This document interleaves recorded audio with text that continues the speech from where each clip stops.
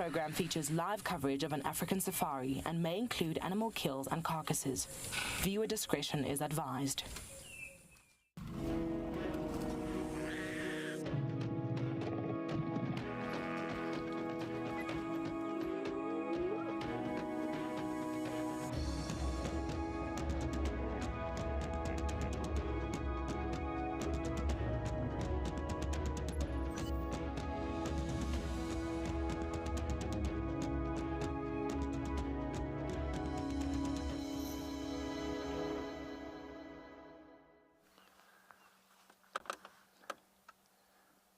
Good afternoon, everybody. Welcome to Djuma Private Game Reserve, and what a treat we have in store for you this afternoon. We have the Talamati bride, the sub-adults, still where they were left this morning, or very close to where they were left this morning with Kelly. As you can see, we have a blanket of lions in the shade of this quarry tree, just between power lines and Impala Drive. Good afternoon, my name is Ben. On camera behind me, I've got Gerrit. And of course, if you have any questions that you'd like to ask us about any of the animals that we see here, or anything at all, you're welcome to send them through to us. You can use Twitter, the hashtag WildEarth, and children under the age of 18, we would also love to hear from you. And you're welcome to email us on kidsquestions@wildearth.tv.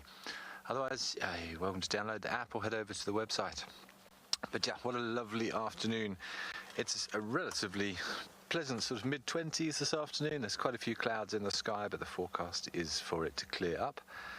And as you can see, the lions are thoroughly enjoying a lazy afternoon in typical lion fashion.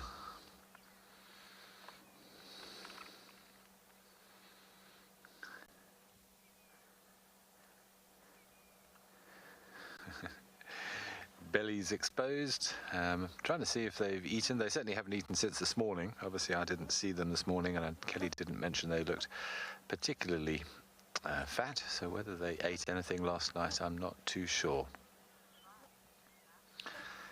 Lena, thanks very much for your comment. Good afternoon. Yes, it is a wonderful start to the drive. It's one of the nice things about lions, generally speaking. If you leave them in the morning, there's a good chance they'll be there in the afternoon. But it wasn't overly hot today. It's only sort of been mid-20s.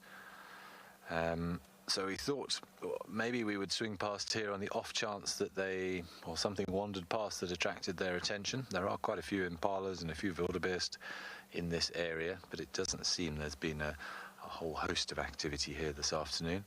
But yes, what a fantastic way to start a Monday afternoon. There's been a little bit of activity. We've had a few heads up. There's been one or two vultures and a bateleur eagle flying overhead, which has attracted the attention. One of the young males had his head up when we got here. But everybody seems to have settled again now. And to be honest, I don't expect them to move much for the next hour or two. So I think our plan for this morning, or this afternoon rather, is we're going to spend a little bit of time here just to see if anything changes. And then I'm going to go a little bit further west than I normally do and head on to Simbambili to continue my elephant search, because I've really struggled for elephants this afternoon, or this last couple of weeks, and I'm desperate to find some, so I'm going to try the west. Okay, in the meantime, let's send you over to the weatherman and see what he's got in store for us this afternoon.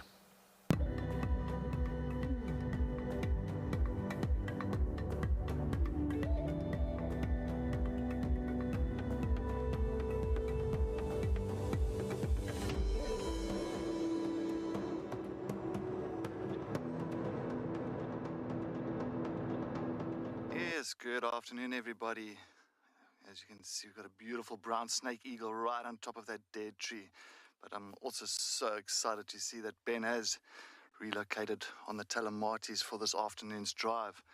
What a fantastic, fantastic way to start the sunset drive here on Djuma Private Game Reserve. As you can see, looking across Gowrie Dam. The dam is really, really starting to sink with the water, but it's absolutely beautiful today. So it's not too warm and not too cool. It's a lovely day today. Good afternoon, everybody. My name is Cedric Dold, and behind the camera we've got Eagle Eye Craig.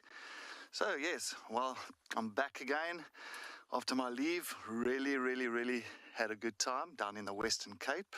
Just relaxed that side at Sedgefield. But of course, after a week down at the coast, my body, my heart just wants to get back into the bush again. So I'm so happy to be back in the saddle to show everybody what's going to be happening out here for this afternoon. And I'm hoping and holding thumbs that we can at least find some interesting stories for everybody that is watching the Sunset Drive. But as you can see, we've got a beautiful snake eagle right across on the other side, a brown snake eagle. So nice just to be back in this area and to see all these different bird species around, especially the brown snake eagle. Don't get them too often down at the coastal sides, more up here towards the northern areas, northeastern areas of South Africa. I didn't get the black-chested snake eagle. Now, not as common as the brown snake eagle, but it's a very, very easy eagle to identify as well. You can just see that upright posture with that real square box head. And many, many times just sitting on top of that dead branch. No, it is so fantastic being back. I tell you, once you start here in the bush and you get used to the areas and there's, of course, all the characters and just the excitement being here, it's very difficult to go back anywhere else, to a city or to a little town. But while we sit here at Gowrie Dam, let's head to JP and Pridelands to see what he's got to say.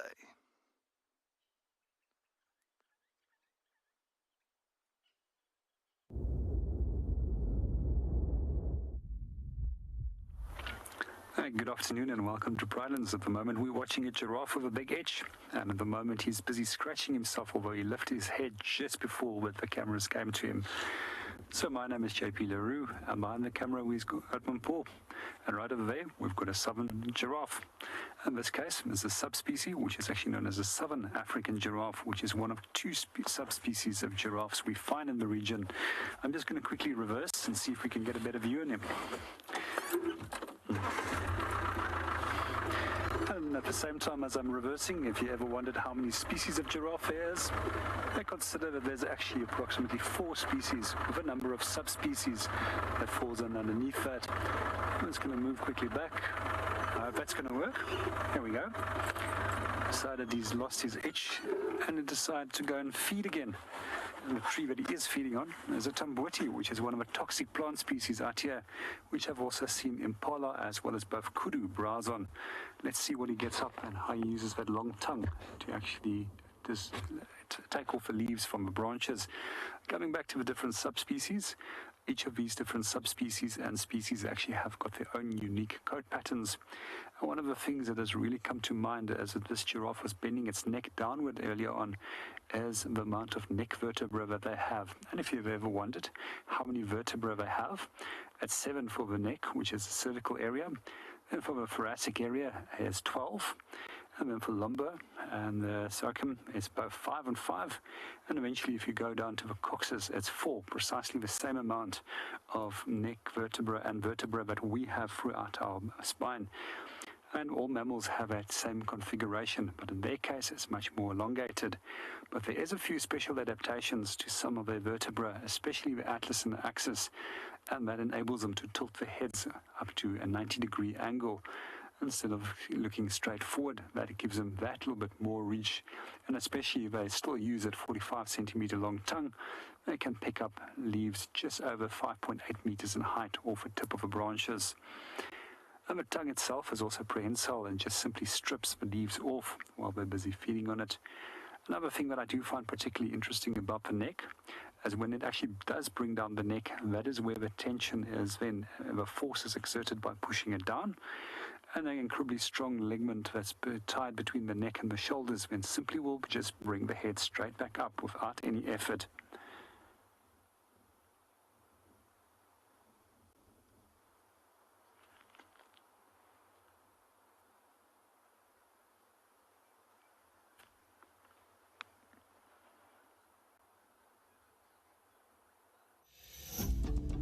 Over the past year, many WildEarth explorers have won life-changing travel prizes. Today I was told I have won the most amazing prize to go to Maritaba. I can't believe it. I am most excited to meet some of the guides. The animals, the birds, and everything else it has to offer. We can't wait to go. I would love to take my little grandson up with me on this experience to Funda. WildEarth has brought so much to my life, and I am thrilled and grateful to have this opportunity. Thank you for giving me this opportunity to visit. Thank you very much for this amazing prize, WildEarth. Sign up to be an explorer today and you will be entered into a monthly draw which could see you jetting off to a dream location in 2022. WildEarth Explorers, it's in your nature. Spinning around in outer space, our planet gives life to the human race. Every day when WildEarth is out on drive, we see our Earth's beauty. We see her alive.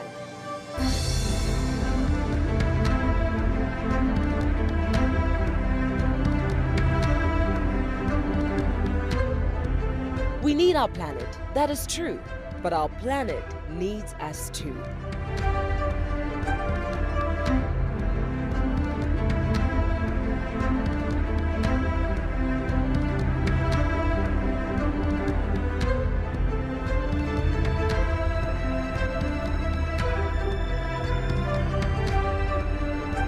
WildEarth will be celebrating Earth Day on the 22nd of April with a special safari live show.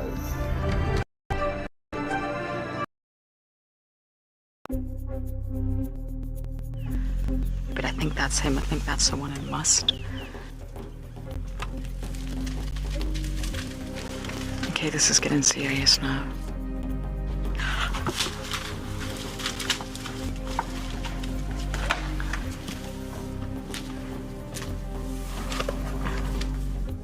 I knew there was going to be trouble. Too many bulls and must over one herd.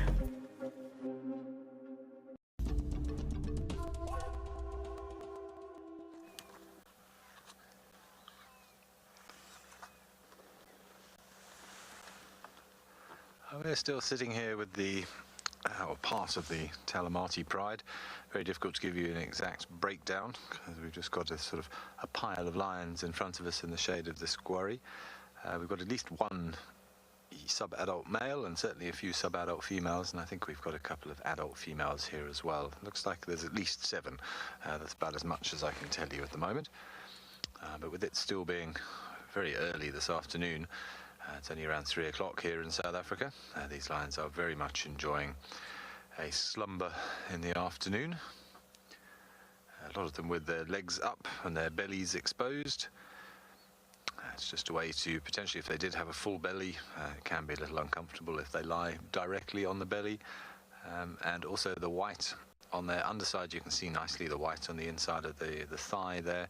That white helps to reflect the heat and actually aids in keeping them cool, as well as stimulating some digestive fluids or digestive acids. If they did have food in their stomach, it just aids with the creation of bacteria and enzymes to break down that protein.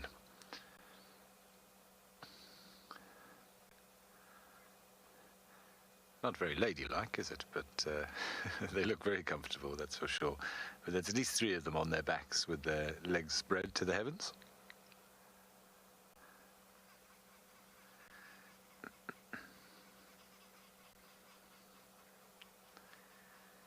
See the ears twitching every now and again. There's a few flies out this afternoon. We got a little bit inundated with flies just on our way back from our morning drive this morning. That often happens on these overcast and slightly more humid days. The flies seem to be more active. You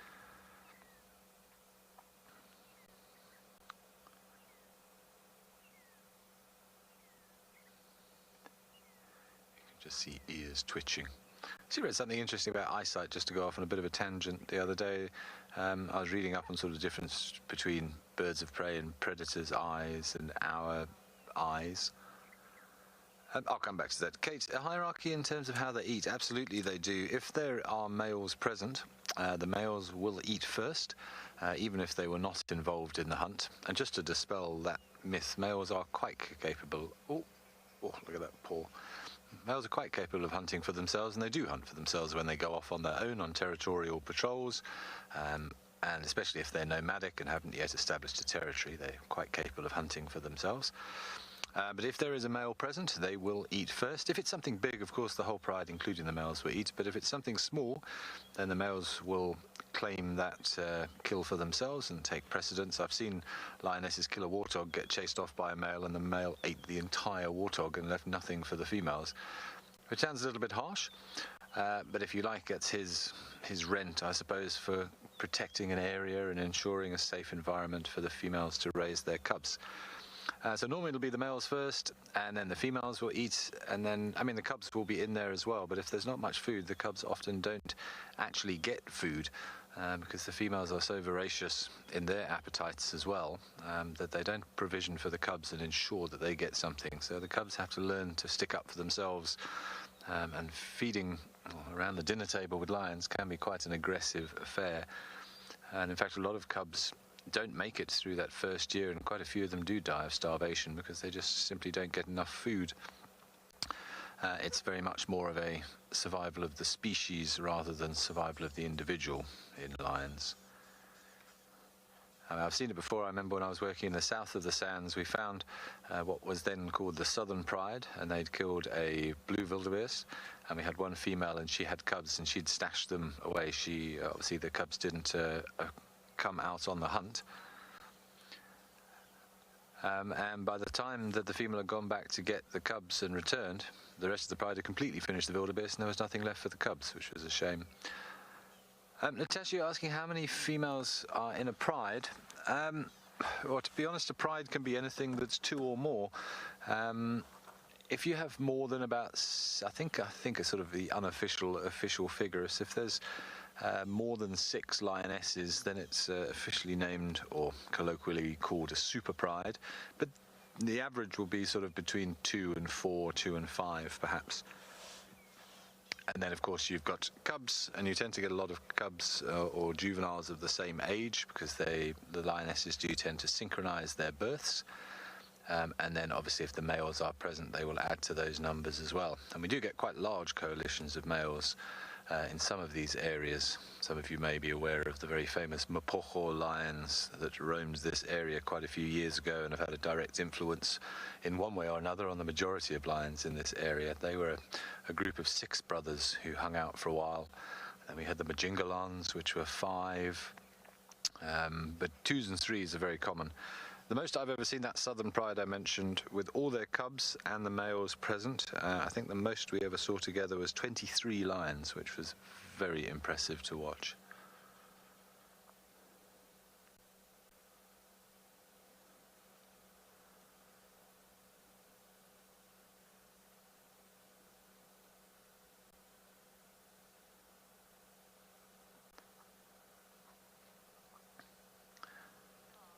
Okay, I think what we're going to do, I'm not anticipating any movement for a few hours here. It is quite warm. The forecast is actually for it to clear. So I'm going to go off and see if I can find my elusive elephants, and then we'll pop back past here in a couple of hours' time, and hopefully we can bring you a little bit more activity. But in the meantime, I shall send you back over to JP and his giraffe.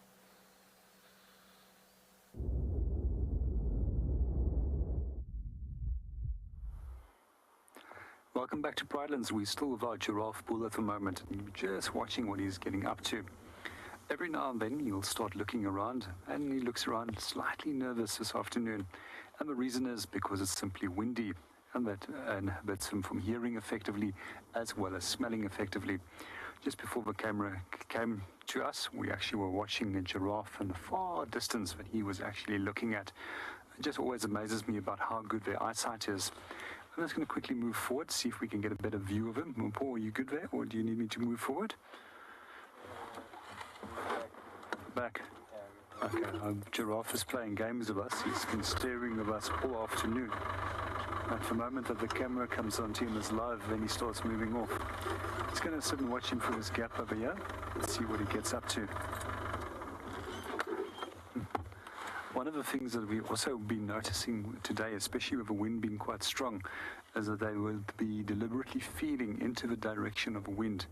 And we'll see that they'll sample a little bit on one tree and then move to the next tree and then continue into the next tree that's directly ahead of them. And the reason why is many of the plants that they do feed on actually will release chemicals, and those chemicals will then warn these same trees of the same species, and they also will increase their tannin levels, which makes the plant a little bit unpalatable. And also with high amounts of tannin, it can actually influence the digestive process, and it can bind cellulosis and prevent further digestion from taking place. And in some severe cases, in terms of periods of high with drought, they actually discovered that a large number of animals did die in the past, especially so with kudu, as that they were forced to feed on these tannin plants.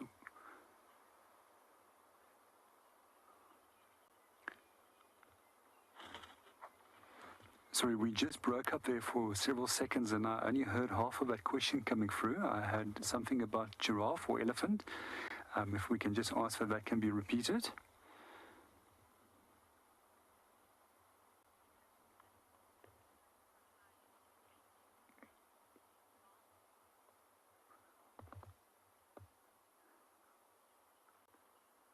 Good afternoon, Avril, and welcome to the show. And Avril's question is, who has got the highest reach between elephants and giraffe? It's actually very marginal. If we look at the records for bull giraffes, they can get up to 5.8 meters in height. And they reckon that the tallest of elephants, if they take in consideration the length of a trunk, they can have a reach of just above 6 meters.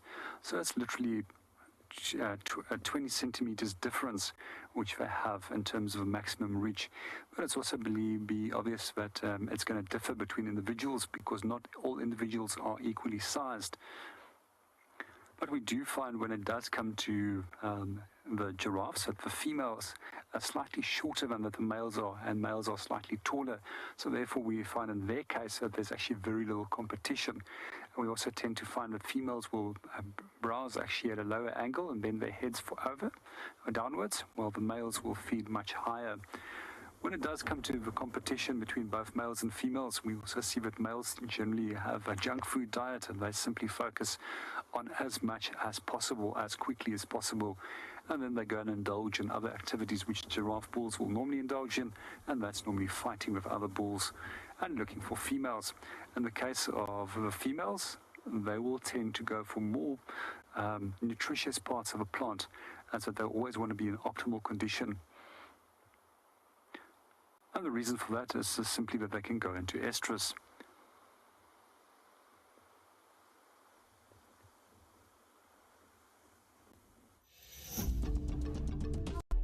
At WildEarth, our explorers are treated to a weekly newsletter, bursting with fascinating features and never-seen-before snippets.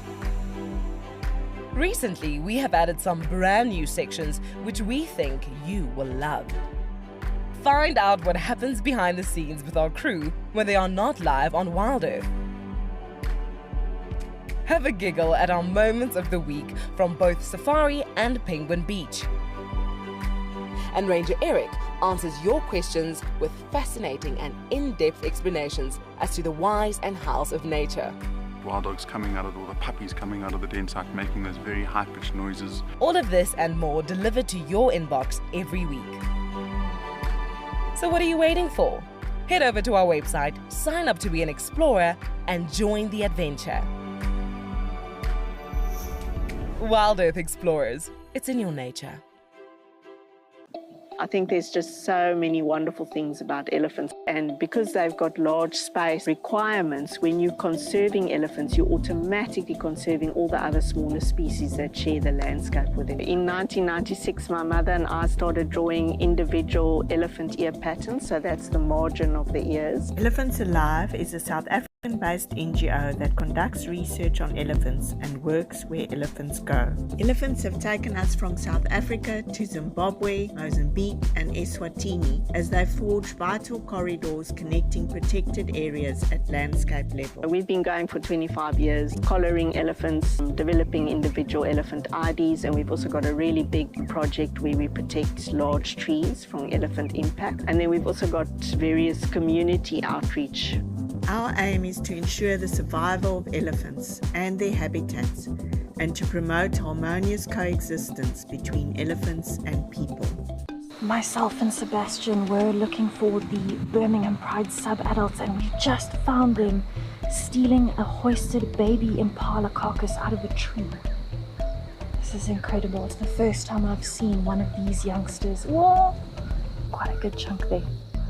Nearly fell out doing it. She might fall backwards. She's actually lowering herself down the tree. It's the first time I've seen a lion do that in person.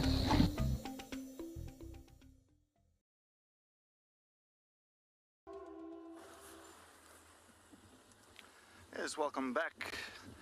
I'm still trying to follow up on Kalamba's tracks. I went all the way to Cheetah Cutline. I did see where Ben did circle those tracks from earlier this morning. I haven't seen anything really going back east. I mean, there's always a possibility of missing one track going over again. But I know like Kalamba has been using quite a bit this area towards Gwaripan, maybe towards Buffelshoek Dam as well. So I'm going to head around to Buffelshoek Dam. And as I was discussing earlier as well, that this time of the year, of course, now all of a sudden the rains have really kind of subsided. Not much happening anymore. Not much rain clouds coming through for big rains. So I don't think we're going to get really that huge storm. So I think these dams are definitely going to start depleting quite a bit. But I have seen Buffelshoek Dam has really been holding its water very well. So I think maybe we're going to head into that area towards Buffelshoek Dam. And I know that Kalamba likes this area heading to that side. Never know, might be lucky. But please, if anybody's got any suggestions or any characters that they do want to see for the afternoon, you know where to hit us. So yeah, I'm going to see if we can pick up on even elephants. I'm actually really interested in some elephants as well. I haven't really seen too many around. I've only been back for the last day, so yes, I'm definitely itching for anything. Definitely anything.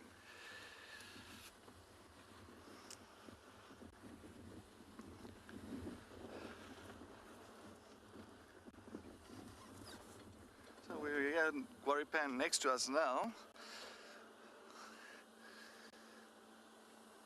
So just want to take a look at the junction in here at Gwaripan, but you can see, of course, that pan is bone dry.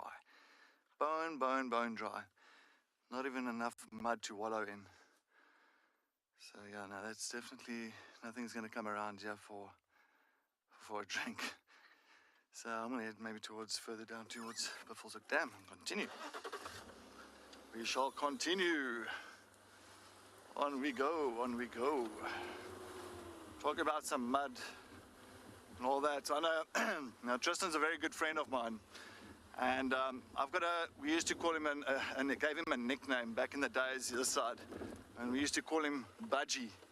Now Budgie meant, in Shangaan, is Bajiwe. Bajiwe meant stuck. So in a matter of a week's time, or in a week period, he used to work for another lodge. He got stuck twice on a road, like just a normal road like that, with a bit of mud on the road. And he got stuck, and unfortunately, once he got himself out, and I think the ones that one of the guys had to, pull him out and tow him out. And on top of that, he also went into a sighting in the same week, and he got stuck as well. So quite a few of us, all the guides in this area, gave him a nickname, Budgie. So Tristan, if you are watching, hey Budgie.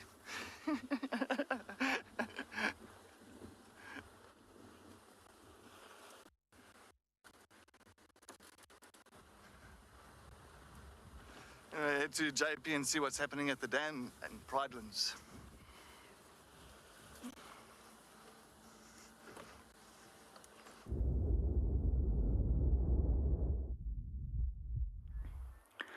Welcome back at Brightlands. We're at the moment looking at a southern red-billed hornbill, which is one of the typical hornbill species which we have in this area, the other being African grey as well as yellow-billed hornbill. And each of these have got their own unique bill colour, which separates them fairly easily from one another. However, there is a few tricks when it does come to a number of similar-looking red-billed hornbill species. A few days ago, we actually were discussing the nesting behavior of this bird, and we were watching one of the birds actually feeding a chick. And the chick was just at that point where it actually learned to start feeding itself. However, if it did see the adults, it very quickly scrambled towards the adults and then started begging and shouting for food. Quite often, they did give it to it, and then at times that they actually refused to give it any food, most likely to encourage it to start foraging and hunting for itself. They mostly go for insect prey. Those of you that are not familiar with hornbills, they're actually a hole nesting species, and they're looking for natural holes which has been created as due to rot in the side of trees. They will then plaster the entrance of that nest, close the thin little narrow slit inside there, just large enough that the male can pass food to the female that's inside that plastered nest. She will then lose all the feathers inside there, and use the feathers for actually lining the nest, as well as creating insulation inside the nest for the eggs as well as the chicks, keeping it slightly warmer. Eventually, at some point, she will break out, and in most cases we find with several species that the chicks will reseal the nest. After that point, then both male and female will then start feeding the chicks. There's a rumor that has gone around in the guiding industry that if a male dies, that the female will die inside the nest, which is utter nonsense. And the second part of the story is that the female will start calling and another male will come and assist her. We don't find that type of behavior in the animal kingdom where other males will assist with other males' genetic material. The female will just simply abandon that nest and move on, and hopefully the next season be able to find another mate. I just wanted to quickly share a few pointers over here in the book with you on how to separate the similar looking species. If you are guiding in the Lowveld region of South Africa, there's only two similar looking species that you can potentially confuse southern red-billed hornbill with. Here's our southern red-billed hornbill, and over here we've got crown hornbill. And you can see it's got a much thicker set bill, and then also when it comes to the upper parts, it's much darker in appearance. And what we also will find with the males is that they've got a very prominent casque on top of the bull. And the reason why many of the hornbill species have such a prominent casque in the males is to actually amplify and resonate the sounds that they produce.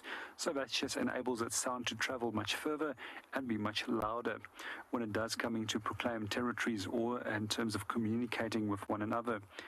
When it comes to the other species which we find throughout southern Africa, there's actually two species which occurs in Namibia, and those are both the Mara red-billed hornbill as well as Montero's hornbill, which you could potentially confuse it with, and then Botswana species, which is the Bradfield's hornbill, but also has an overlap in Namibia. So now you can see how important it is to also look at home ranges and distribution maps when it comes to actually identifying birds. And if you are keen on birding, there's a few simple things that you can always look at. The general impression, size and shape of a bird. The general impression, it's a hornbill, and we can say it's a large hornbill if it comes to the size or the shape of it, or it's a small size hornbill. You from there can continue by looking at the plumage, and you can add characteristic markings to the plumage. For example, you can also take note of the coloration of the bill as well as the legs, which is an important feature.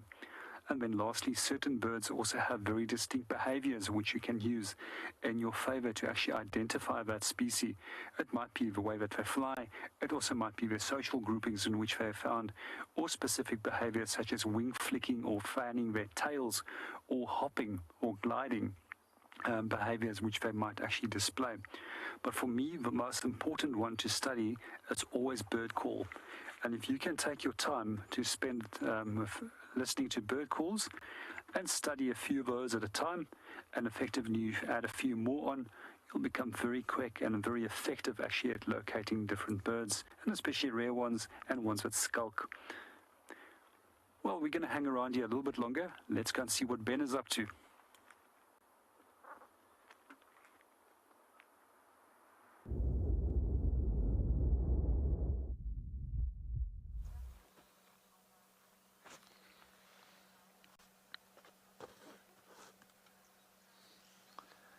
Thanks, JP. Yeah, I agree. Learning your bird calls is one of the best ways to get better at birding out here. There are so many different ones to wrap your head around.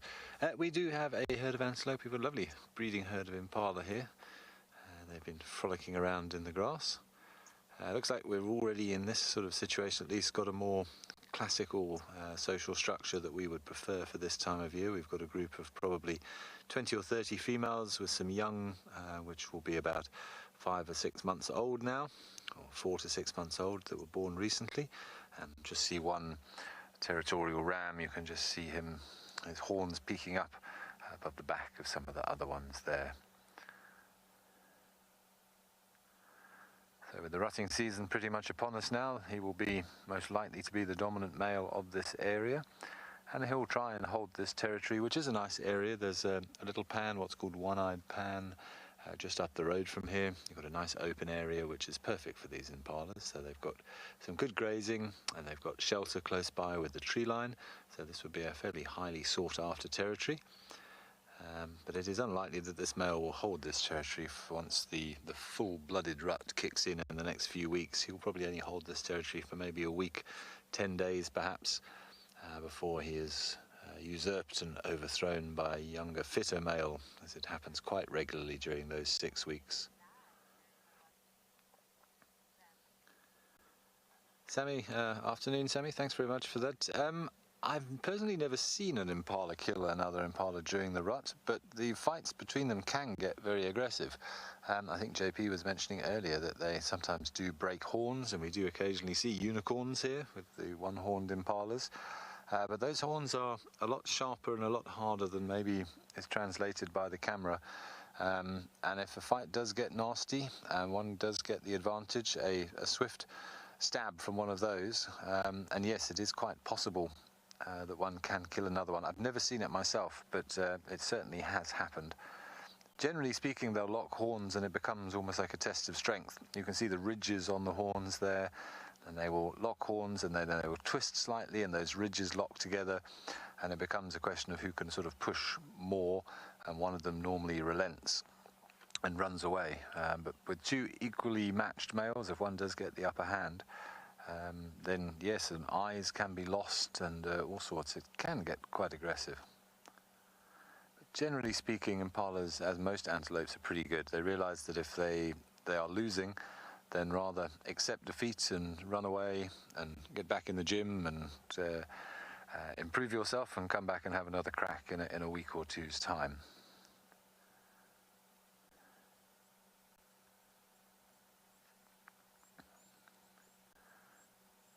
He's actually got a beautiful set of horns, this one, very, very symmetrical, but you can see how sharp those points are. It's quite a fearsome weapon, and certainly predators do need to be very wary. Yes, a lot of impalas are taken by predators, but every now and again the impala spins round and gets a horn in the right place. It can be rather nasty.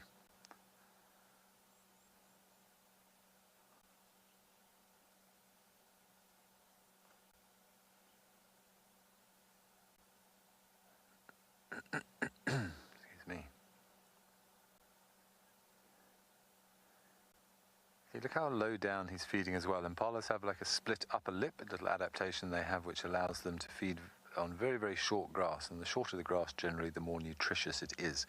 They're going to be avoiding all of this much longer grass that you can see. As grass gets older, it gets more fibrous, there's less energy and less protein in it, it's much harder to digest. So yet another specialist adaptation that impalas have for success. And so yes, they often feed on very, very short grass that's just sprung up, because that's when it's young, succulent and nutritious. Okay, we're going to carry on our little foray around Simbambili, and let's send you back over to Cedric, who I think is by one of the dams.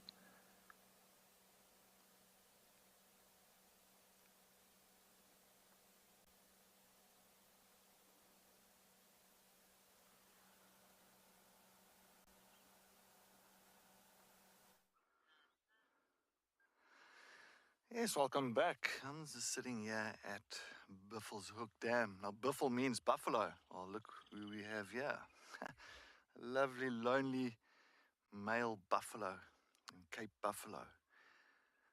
So nice just to see one again. As you know that we haven't had many buffaloes coming through this area over the last few months. Of course, due to water availability that's further in the park. And of course, the green grass that's much richer, more in the bigger clearings further east of us. But it's so nice just to see a lonely male coming to this watering hole. And of course, just soaking up a bit of coolness from the water. And of course, here in South Africa, we call them daga boys, these lonely males, meaning muddy boys. So many times you'll find these big boys rolling in the mud, caking their body full of mud just to keep cool on very hot days, and as well just to kind of suffocate those parasites that sit on their coat. But as you can see, he's quite an old boy, pretty much one side of, looks like one side of his horn. I think the left-hand side, it looks like it has broken off. Many, well, not recent. If it is recent, you'll find it'll bleed profusely. But there's no blood there, so that is a very old break to his horn.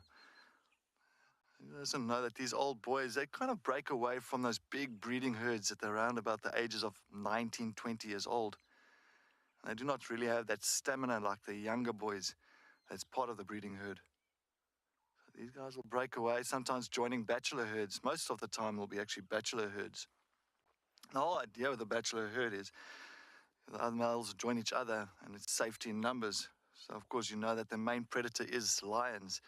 So you've got an old boy like this by himself, and he bumps into a pride of lions tonight, or lions bump into him.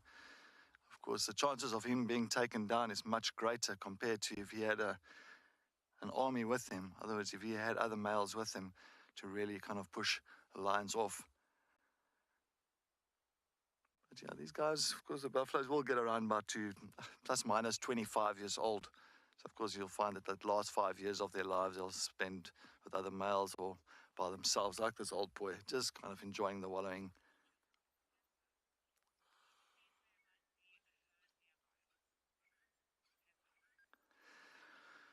Heather, good afternoon. Welcome to WildEarth.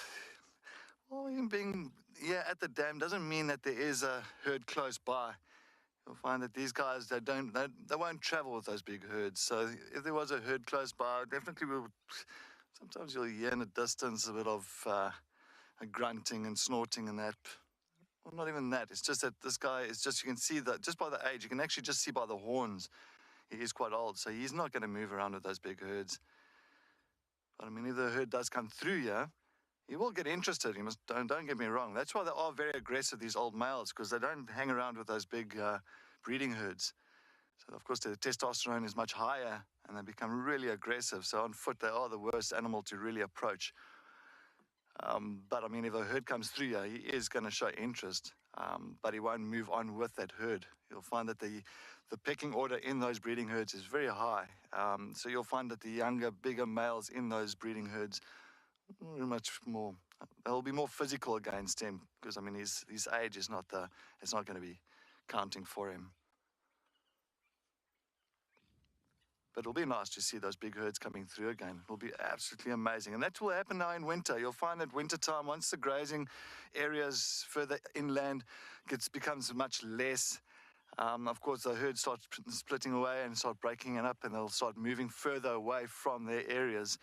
They'll start moving into areas like this where, of course, the grass hasn't been utilized as greatly as where most of the buffaloes hang around in summertime, closer to the river areas and better grazing grounds.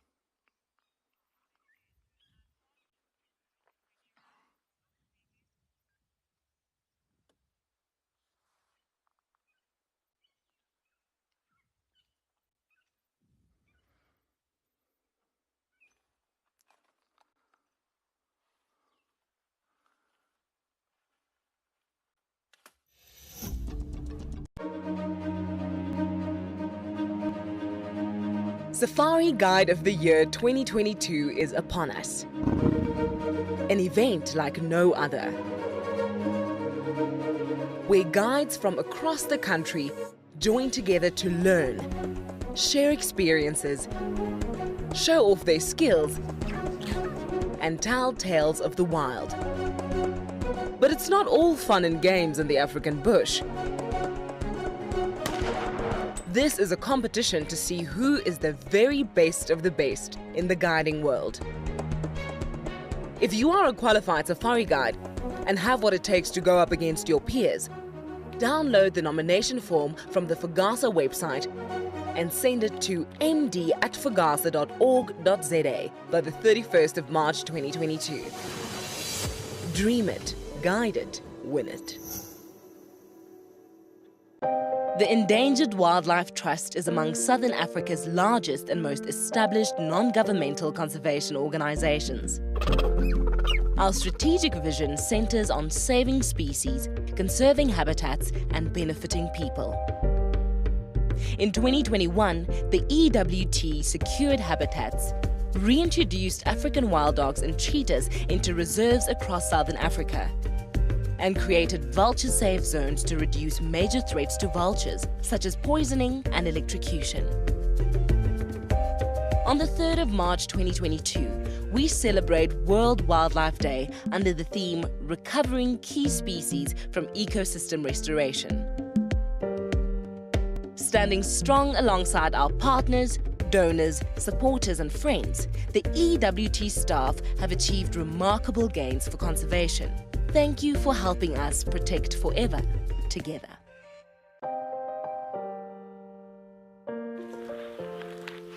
So we've been extremely lucky. And this is what I'm talking about when I say just spend time with animals. This is very, very, very cool to see this. Do cheetah males groom each other for social bonding? And I can't give you a better answer than what they're actually doing in front of the camera right now.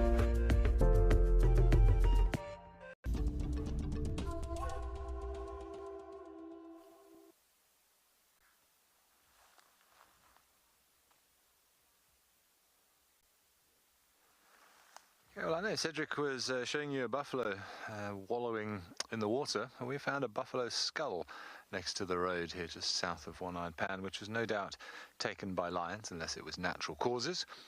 You can see the horns there and that very fearsome defense mechanism that buffaloes have got against lions, but as you can see, it's not always particularly helpful in this case.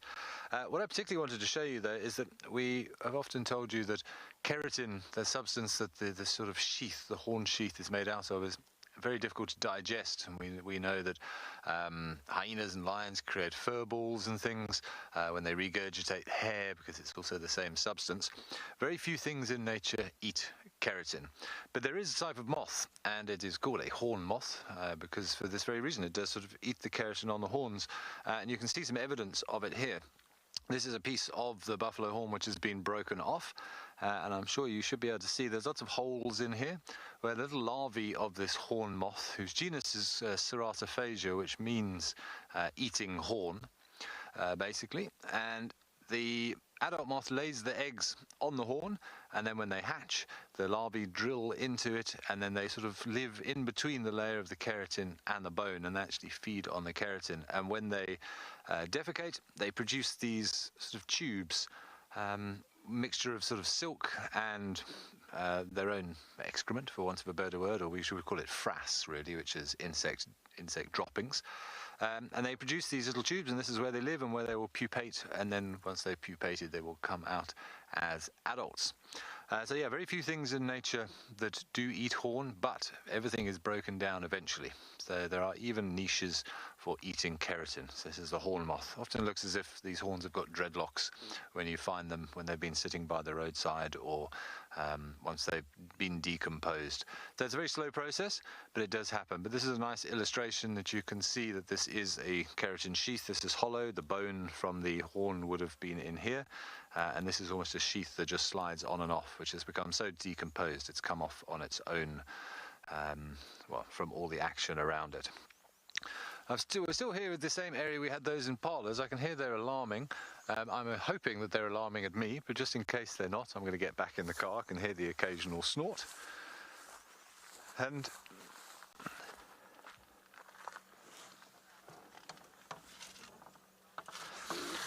North Country lions are the biggest threat to buffalo, certainly, other than man. There are very rare occasions where something like an angry elephant or a rhino has had an altercation with a buffalo. I know there was some footage going around on social media recently of a white rhino and a buffalo having a bit of a fight, and the white rhino did end up skewering the buffalo, who died of its injuries. But in terms of being hunted, yes, it's only lions. Buffalo calves might be taken by a leopard if it was left unattended, but a big buffalo is a buffalo bull, even a female, is a big animal. You're talking nearly a ton of antelope with fearsome horns and about 6 inches of bone around the head. So only lions out here in terms of predators are able to take buffalo. All right, we are going to continue on our travels. So I'm still on the hunt for some elephants. Plenty of evidence that they've been around, but nothing super fresh. Lots of debris on the roads where the branches have been broken and they've sort of been corkscrewed as they've been taking off that cambium layer. And certainly as we move more into winter, we'll start seeing a lot more damage of trees as the elephants revert to browsing from their diet of grazing, which they will have been focusing on during the summer months.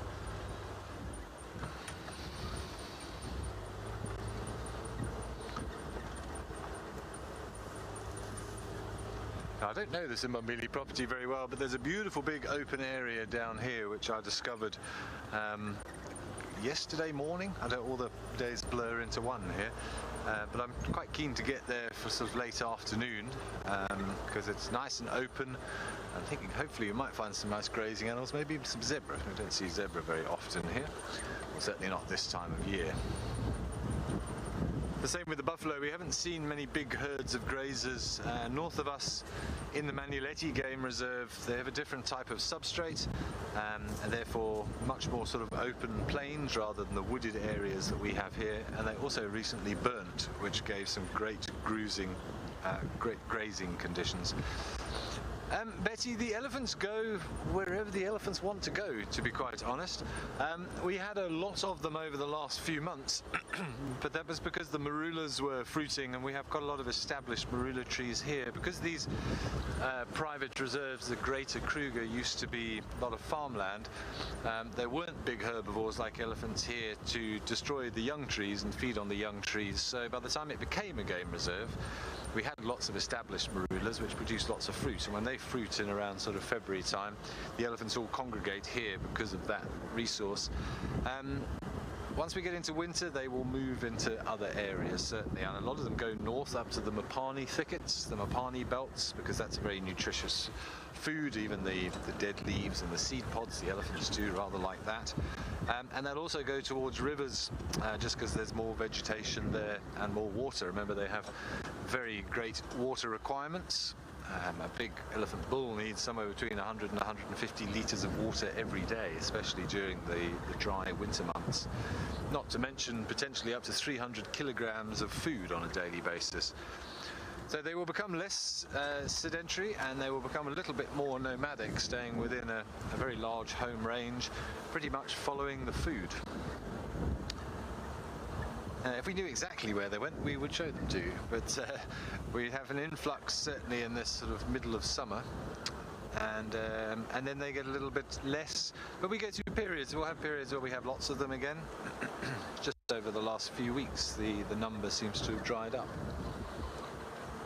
But there's plenty of evidence to suggest that there have been elephants in this area. I did actually hear a couple of trumpets this morning from elephants coming from this area. It's one of the other reasons I wanted to drive it today.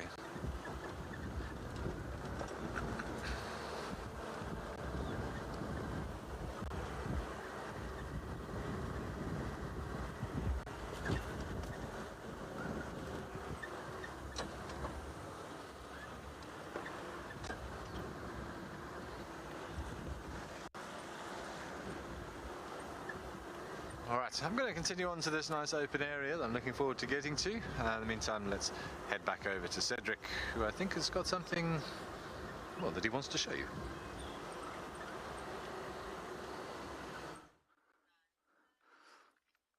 Welcome back, welcome back. We just got a female leopard, looks like Lalamba, on Buffelshoek cut line. I'm just going to go a bit forward. Unfortunately, she is going north. She's going in a bad area. This area that we cannot follow. So I'm going to see if we can get the last end of her, but yeah, at least we could see that she is now pretty much heading straight north.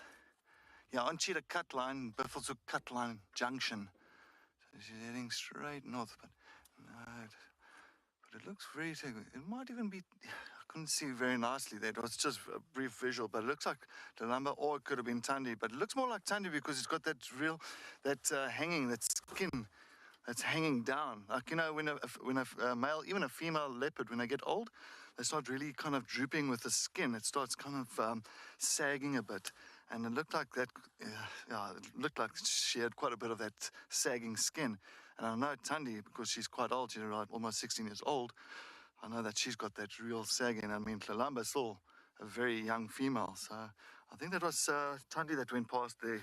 Fortunately, if anybody got a screenshot on that, please just take a look and let me know, because, yeah, unfortunately, we cannot follow, yeah. Oh, well, at least we had a brief visual of a couple of seconds. I don't have couple, I think that's overestimated, but yeah, at least we had a quick view of her. Anyway, we're going to carry on down Cheetah cut line and see, because if this is Tundi, maybe she came up all the way through Torchwood, because she came from that side, from Torchwood itself. I'm going to go further down. Maybe that's where the tracks came in from, where Central is. So let me go ahead back down to the cut line and follow up there. Oops, Rusty, what's happening? Don't do that to me. All right, well, clearly Rusty's feeling a little bit rusty. Rusty's a little bit rusty this afternoon. Okay, let's... Please, call. Please, please, please. Come on. Whoa. Sorry about this.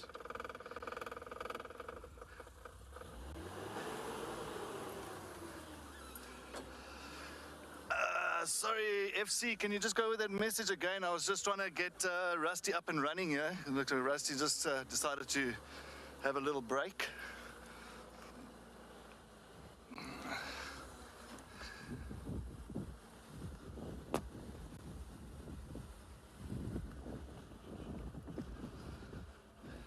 All right, we're going to continue down the Cheetah cut line. See what we can find.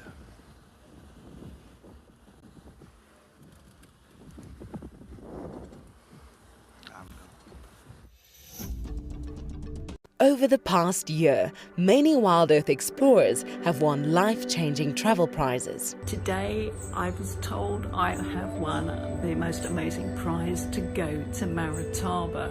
Oh, I can't believe it. I am most excited to meet some of the guides. The animals, the birds, and everything else it has to offer. We can't wait to go. I would love to take my little grandson up with me on this experience to Funda.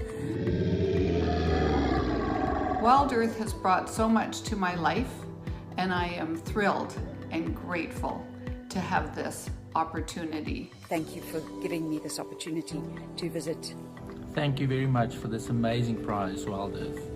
Sign up to be an explorer today, and you will be entered into a monthly draw which could see you jetting off to a dream location in 2022. WildEarth Explorers, it's in your nature. Pangolin, known as the respected, wise old man of the African bush, is said to be a symbol of good luck and the bringer of rain. 8 species of pangolins are found worldwide, of which 4 occur in Africa. This mysterious creature is now the most poached animal on our planet. The African Pangolin Working Group will strive towards the conservation and protection of the African pangolin species and the habitat they live in. The African Pangolin Working Group has been mandated by the Department of Forestry, Fisheries and the Environment to assist and support with the retrieval, release process and the research of pangolins in South Africa.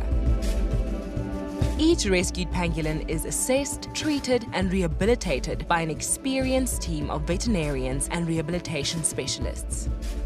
we can ensure the survival of the species. Together, we can make a difference. This is just incredible. I've never seen a rock monitor versus a leopard before. Now, unfortunately, this monitor does not stand a chance. Oh, look at this. This is super exciting. Did you see that? Did you see how it used its tail? And you can see this leopard has had enough now.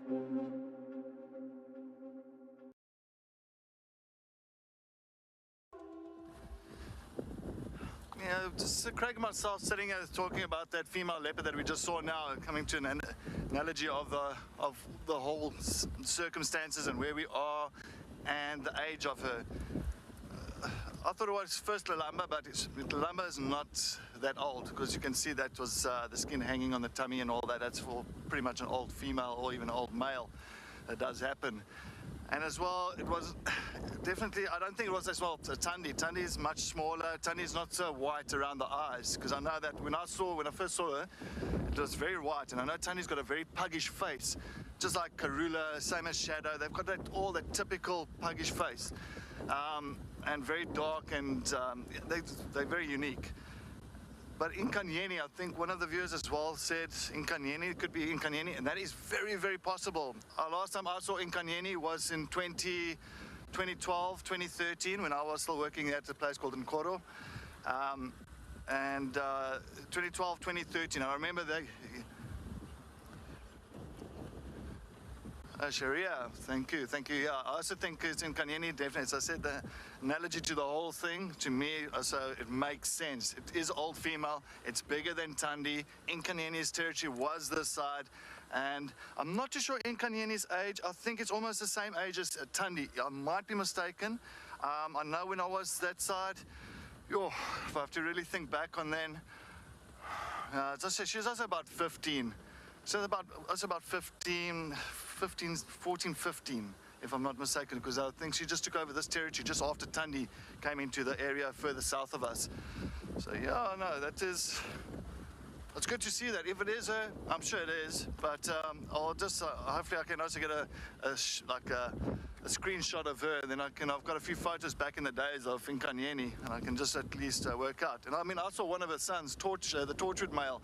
He went all the way to the southwestern border of the Sabi Sands many years ago, but disappeared from that side, exactly where Tamba, where one of Tundi's previous cubs.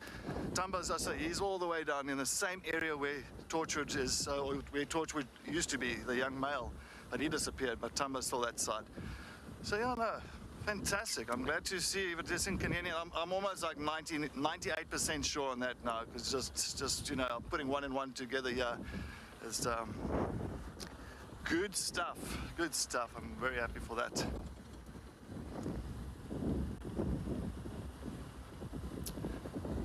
And I think she mates as well with Quarantine. Of course, Karula's one of Karula's previous cubs as well, because I know Quarantine's border, or his territory, is right on the eastern boundary of the Sabi Sands. It's the same as her. I remember Nkanyeni went all the way into the Kruger on the eastern boundary, from Torchwood and Nkoro side into the east. So yeah, I'm sure she's mated with Quarantine before.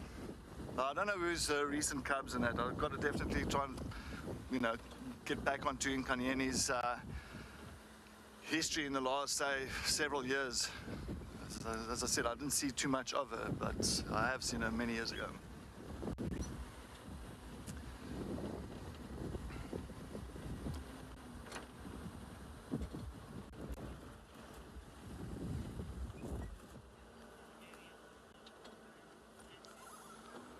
Andrew, good afternoon. Welcome.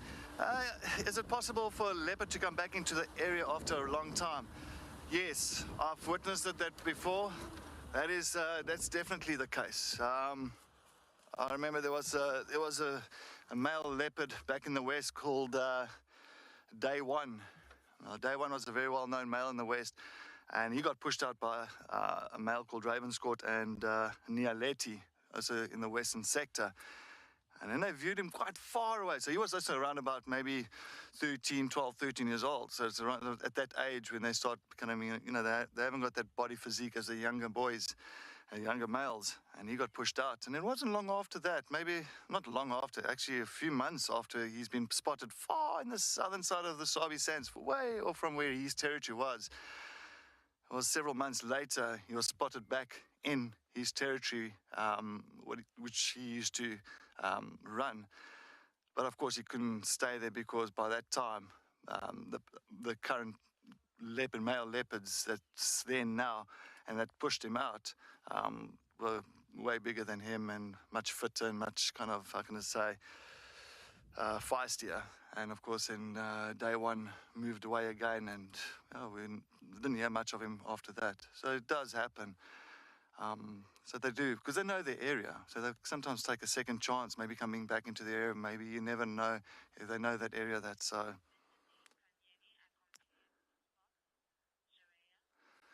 Shareya, thank you very much. Yes, so it is in Kanyeni. She did, definitely match the spots up there. So as I said, I was also almost sure it was fantastic. Thanks, Shareya, for that. So that's nice. At least we got to see in Kanyeni a brief visual. But it's another character that we don't tend to see that often in this area. So it's good to see her. All right, I'm back on central Cheetah Cut Line. I'm going to carry on south. As I said that earlier, the tracks went that side from maybe Tlelamba. So I'm just going to go further south. We haven't worked that area yet. Oh, no. Rusty, don't do this to me. You can see us we're going to be walking back home tonight.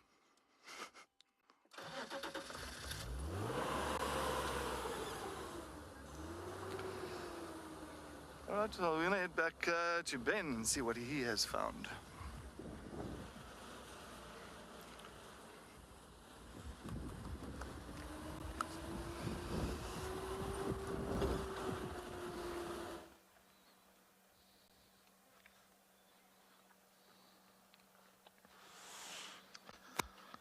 Well, thanks, Cedric. That's awesome. You've got some spots. Welcome back to the sands. I've also got cats. I found more lions here on the big open area around Simbambili. I'm going to have to ask everybody for their assistance in trying to identify them.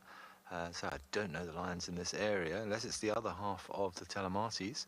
But look at this beautiful female.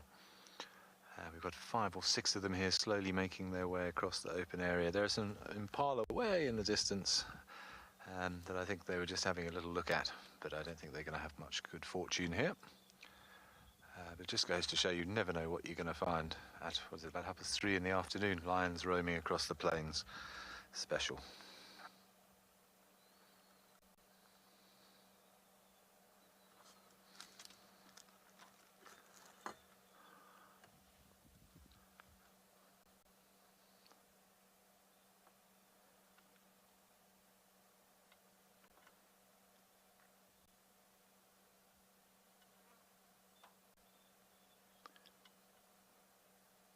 It seems I still can't find any elephants, but not that we're complaining. There's a youngster up on the termite mound.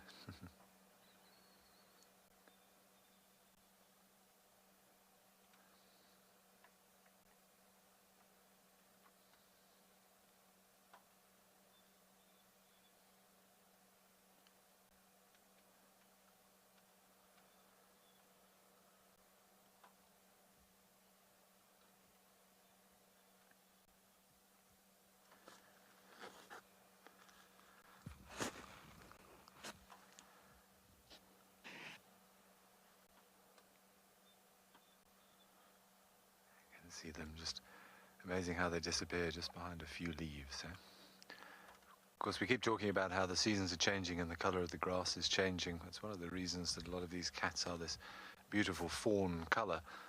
It's very easy to hide in long green grass. It doesn't matter, you could be a pink lion and still hide in green grass, but this coat is perfectly designed to disappear in this shorter brown grass, and it's very effective. Ali, you're quite right, it's lovely conditions. It's actually a beautiful day today, it really is. It's, considering we're sort of mid-afternoon, it's not that warm, it's probably only mid-20s.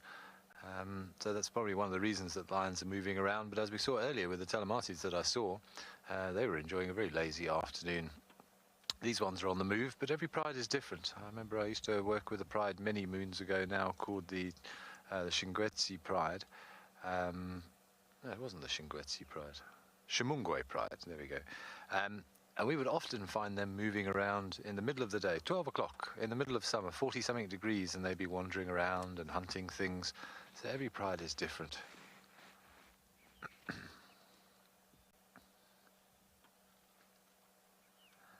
think I've got 1, 2, 3, 4, 5, 6. I think I can see 6.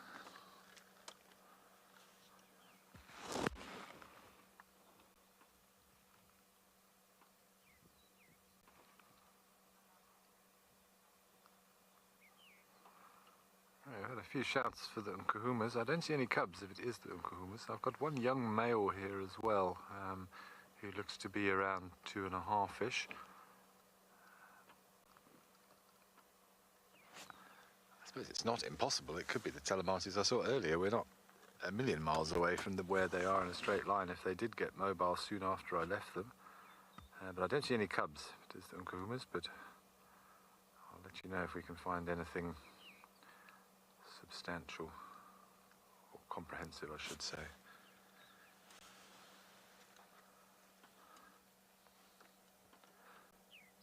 I think when I saw the Nkuhumas the other week there were only 2, maybe 3 females present.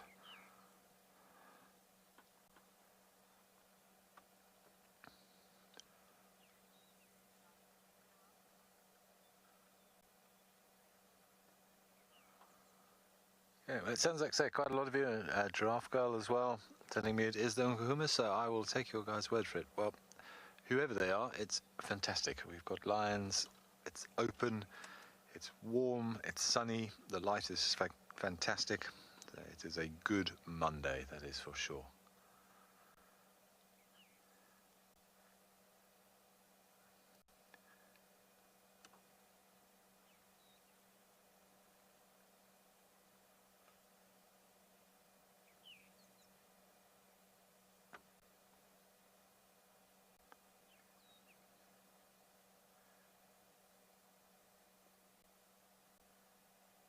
They're still fairly focused on the horizon, but a few of them have lost interest now.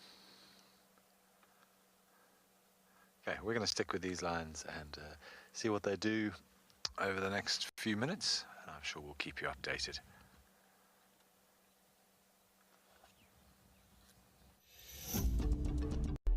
At WildEarth, our explorers are treated to a weekly newsletter, bursting with fascinating features and never-seen-before snippets.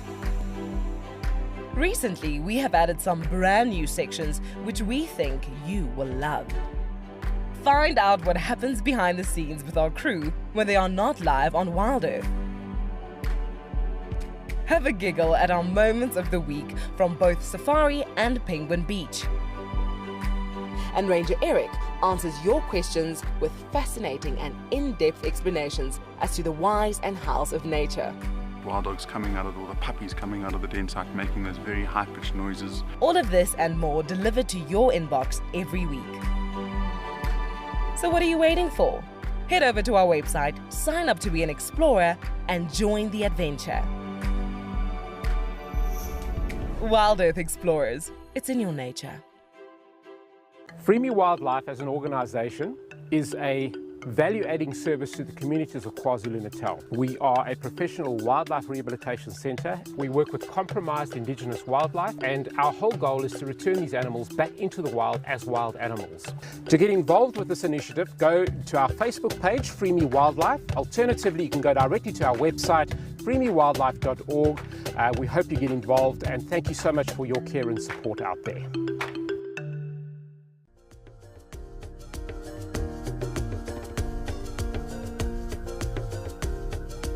We have got an epic battle going on between a pirate fly and a drop-tail ant.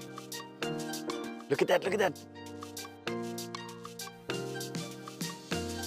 So what's happening is these ants are moving from one side to another, and these pirate flies are trying to steal the baby ants.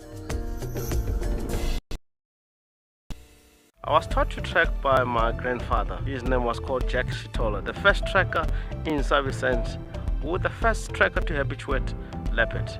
Tracking is my favorite part of my guiding experience, because if you don't track, you would never find yourself having joy on the guiding experience itself. It's one of the best tools that you need to have. I'm being good on tracking because it's something that I've started while I was a young boy up to the adulthood.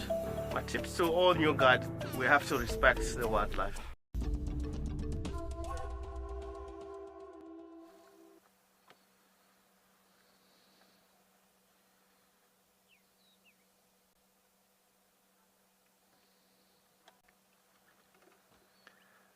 Welcome back, everybody. What a sight this is. There's a beautiful big termite mound in the middle of this big open area in Zimbabwe. We're just east of a road called Shinzele, which means honey badger, if I remember correctly. And we've got what we believe to be some members of the Djuma Pride thoroughly enjoying this open area, and they found a termite mound to get perfect views, which I have to say is making, from a visual perspective and from an aesthetic perspective, is just spectacular. Look at that.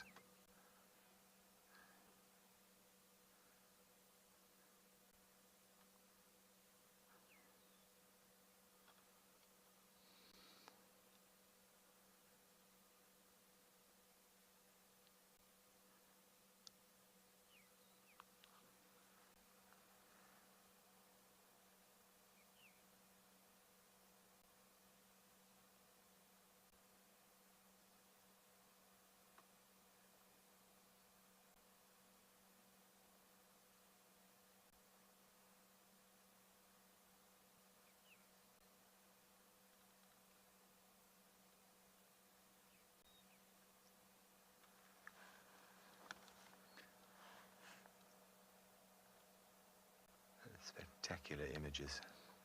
These termite mounds make perfect vantage points for predators, certainly. It seems as if they've lost interest in whatever it was they were eyeing up. We couldn't really see, but it's very, very open in this area, so there were Impala way in the distance, and their eyesight is so good that perhaps something attracted their attention there.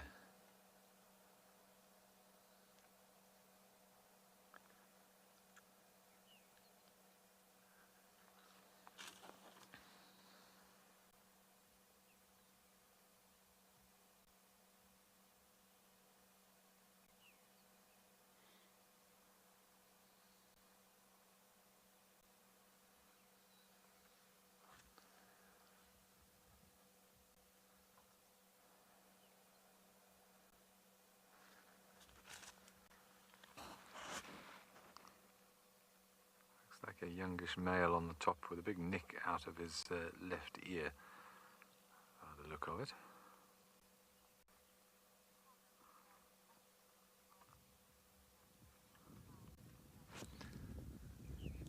Sally, you're right. I mean, there's not much. That's why I've gone quiet, to be honest. I don't feel there's anything I can add to make this any better. It's sort of they've picked the most perfect spot that they could possibly choose to light up in from our perspective. And especially with the clouds behind them looking so dramatic, it's a spectacular view. This is probably my favourite visual snapshot that I will remember of the last couple of weeks, as I'm coming to the end of my stint here at WildEarth this time round, and I think I'm going to remember this as much as anything else. It's just so classic Africa.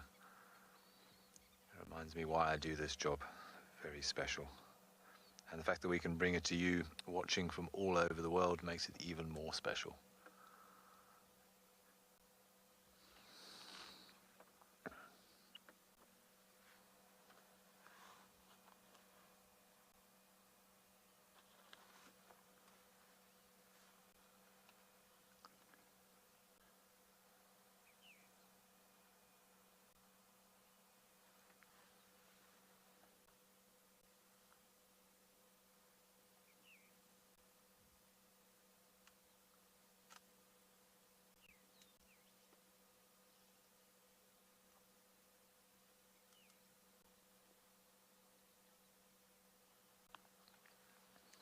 Afternoon, Peter. Thanks for the question. Well, female lions will always hunt for their cubs if they can, but you know, the lion mentality is to try and sort of keep that pride structure together. Occasionally, you will find that a lioness will go off on her own and maybe not hang around with the rest of the pride with her little ones. And that is one way of doing it, but it is a lot more difficult to hunt on your own. They're not blessed with necessarily the guile and the stealth of a leopard, which of course is very much used to hunting on its own. The lion's a little bit bigger, it's a bit harder to conceal themselves, and it's a bit of a gamble. If you don't stay with the rest of the pride and you try and go it alone, if you don't find food, then you are going to really start to struggle, especially if you've got cubs that are still suckling, because producing milk costs energy, and because their milk is nowhere near as nutritious as something like a hyena's milk, for example. A lioness can't travel far because she has to go back and suckle those cubs very regularly throughout the day, especially when they're very, very young. So she can't afford to go and spend a long time away from the cubs in order to hunt for them. I mean, normally speaking, the cubs, when they're a little bit older, then the cubs will be walking with the adults, but they won't really join in with the hunts until they're at least a year old. And until that point, they will be left somewhere close by. It's sort of an unspoken message that is sent to them, and they'll go and sit under a tree while the adults hunt. And then they will, as soon as it is done, someone will lead them to the kill. The problem comes if the cubs are very, very young, and the mother has to go back a long way to go and pick up the cubs and then bring them back to the kill. And then sometimes there isn't as much left. So I've seen it happen once before. It was actually a very unpleasant thing to watch, but I'll tell you the story because it is, you know, it's real nature. We had one lioness, her name was Mandlev, which means ear, because she had a floppy ear. The cartilage was broken in her ear, and she had 2 cubs, and she chose to go it alone. She left the pride, and she tried to raise these 2 cubs, and I think they were probably about 3 months old, there or thereabouts, and she was really struggling to find them enough food. She was getting very thin, and we were obviously seeing the cubs quite regularly, and they were becoming very, very thin. You could see the ribs. It was actually becoming unpleasant to watch. And one day we found her, and one of the cubs had died, and the other cub was eating the other cub because it was so hungry, which is something I've never seen before, which was really rather uncomfortable to watch. And then a few days later, the other cub also died, and we actually found the mother eating that cub as well, because she was so hungry. And then once that was done, she went back to the pride, and she rejoined the pride and was able to be a part of that hunting again. So I'm sorry to give you that visual, but it is the raw truth of nature. And if lionesses do decide to go it alone, it is not an easy option, and it doesn't always work out.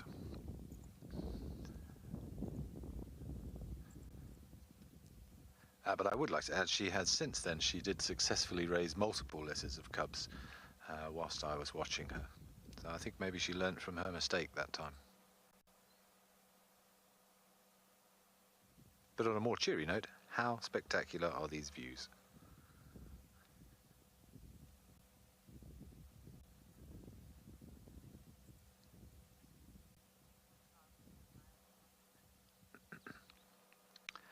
Viewers, you're right, it is survival of the fittest. It's harsh, and it's raw, and it's real.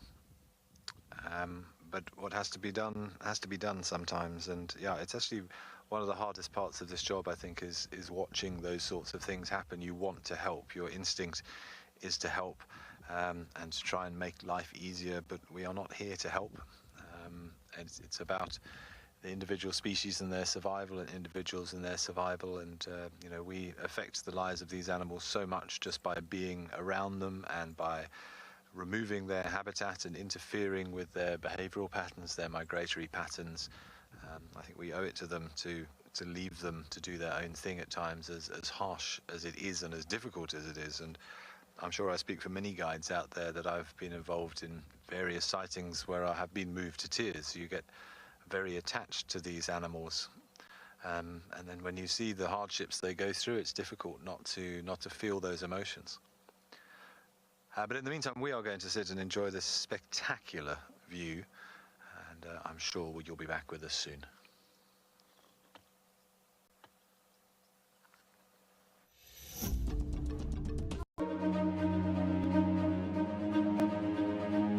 Safari Guide of the Year 2022 is upon us. An event like no other, where guides from across the country join together to learn, share experiences, show off their skills, and tell tales of the wild.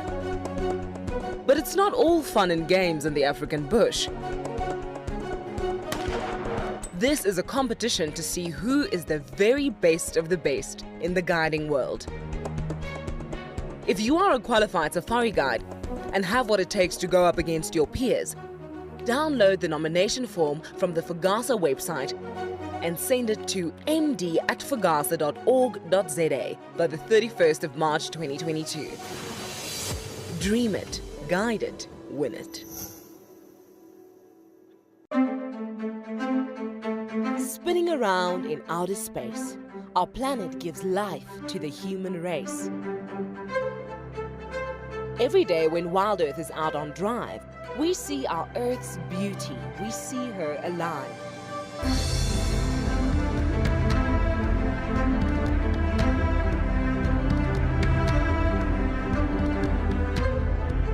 We need our planet, that is true, but our planet needs us too.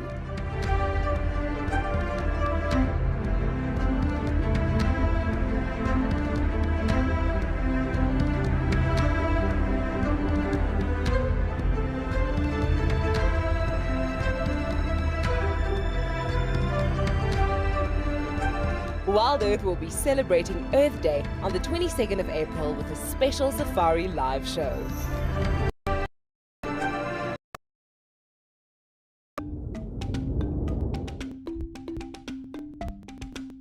Identifying individual African penguins can be extremely challenging because at first glance, they all look the same. Identifying Duo, an African penguin with a double breastband, was extremely exciting for me. Less than 5% of the African penguin population has this unique variation in plumage. And I can't wait to share Duo's life with everyone on WildEarth.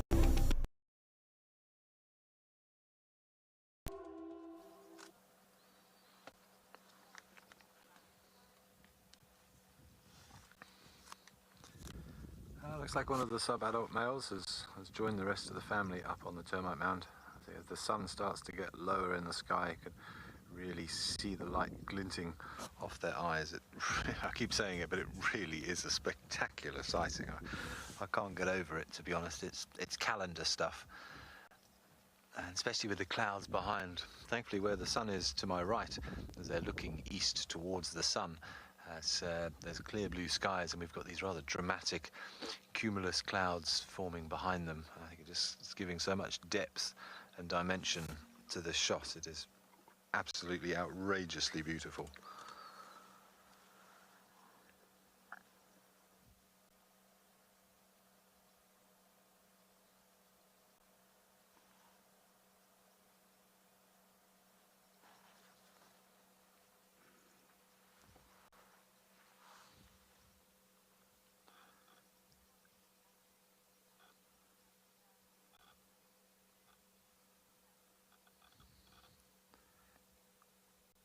Thank you, Alison. It's a difficult one to explain, and I think unless you spend a lot of time out here with a particular animal or a particular group of animals, it's very difficult to sort of translate. So I'm glad you understand what I'm saying there. It is moving, and it can move you to tears. Sometimes in happiness, and sometimes in sadness. There's a lot of emotions and a lot of a sort of a cathartic experience being out here for long periods of time.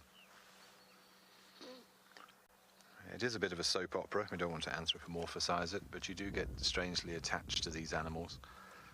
I remember when I was working in the southern sands, and then I left, and I spent about 4 or 5 years working with the Southern Pride, and then I went to go and do some freelance work in another area of the sands, and that pride happened to turn up there. It was actually a hippo that had been, a young hippo that had been killed by an adult hippo, and the same pride were there, and they were feeding on the hippo, and it was the first time I'd seen them in probably a year or 18 months. And I was so looking forward to seeing them, and I have to say, as silly as it sounds, whilst I was there sort of, talking to my guests about what was happening and sharing stories, there's a part of me that was kind of hoping but one of those lions' ears would prick up and they would sort of look round inquisitively at the car, because they must have heard my voice for so many years droning on about them to guests whilst I was working with them. And I was genuinely a little bit disappointed and slightly hurt that there seemed to be no recognition. But it just shows we get very attached to these animals, as silly as it may sound.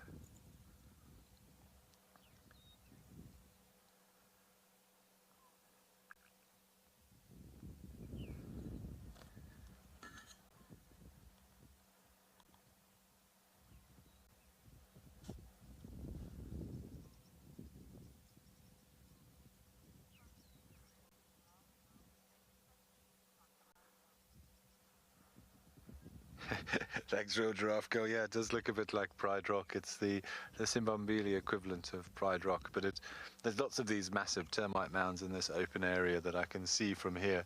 But I swear they have picked the most perfect possible one to choose from, and just the perfect little crevices that they can all fit in. And the fact that we've got that clear sky behind them is just perfect.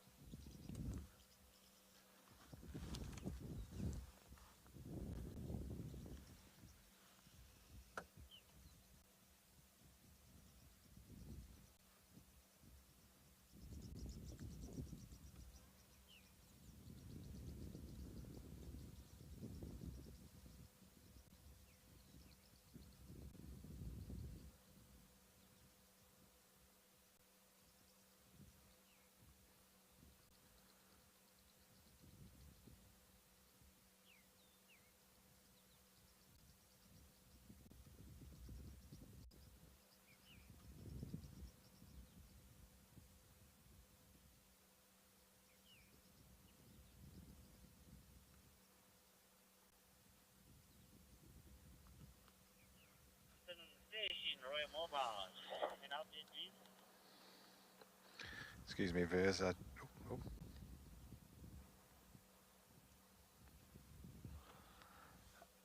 Joy, no, these subadults would not be able to fight off a dominant male, and they wouldn't try. The only hope that they would have is if a new male came into the area, is perhaps the rest of the females in the pride would band together. If it was just a single male, they might be able to sort of dissuade him from it. But at the age, looking at these sub-adults, they look as if they're sort of somewhere between 2 and 3. Around about 2-ish, I would think. The one on the top, perhaps the one that's not up on the termite mound, looks slightly older. They, unlike to get killed, they would run away, and then they would have to fend for themselves, which would be quite tricky for them because they won't have sort of honed their hunting skills. And again, unfortunately, I've seen a couple of young males get booted out early. I'm not honestly sure what happened to these ones. Don't worry, it's not another depressing story. But we saw them have many failed hunts. They ended up sort of eking out a living, stealing food off hyenas and leopards and things until they were big enough to actually hunt for themselves.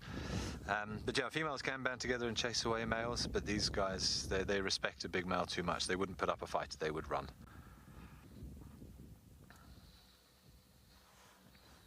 I feel, excuse me, Viz, I just need to give a quick update on the radio. Afternoon stations east, I've got Flamingala static on the termite mound in the middle of the open area just to the north of Shinzele Road. There's one on lock.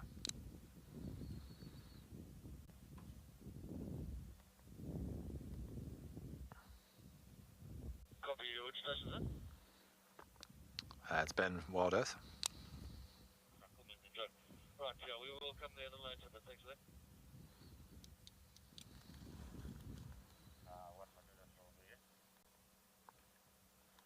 Sorry, go again? Yeah, I'm sure this will generate a little bit of interest. It's I don't actually want to tell them how stunning the visuals are, but I think a lot of lodges just coming out for their afternoon drives now, so there might be a little bit of traffic later on this afternoon, but in the meantime we're going to enjoy this.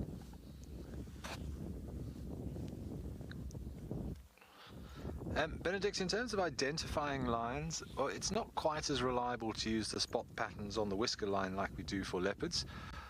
So we're looking more for any specific maybe scars or little nicks. I mean, for example, that the young male lion right on the top right of the termite mound there, if Gert can zoom in on his left ear, you can see he's got a piece missing out of that left ear, so he would be very easy to identify. Otherwise, scarring, perhaps a broken tooth.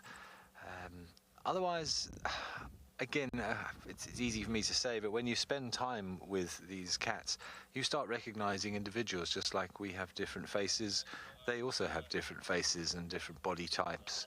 And some of them even walk differently. Their silhouette, if you like, is different.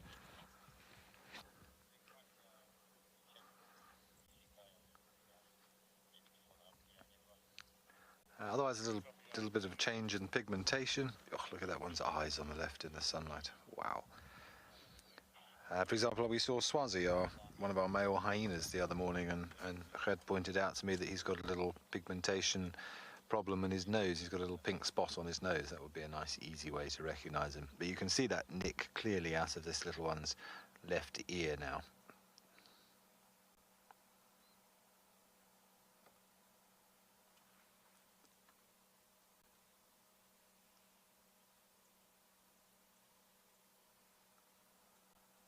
See one of the other young male coming into shot now.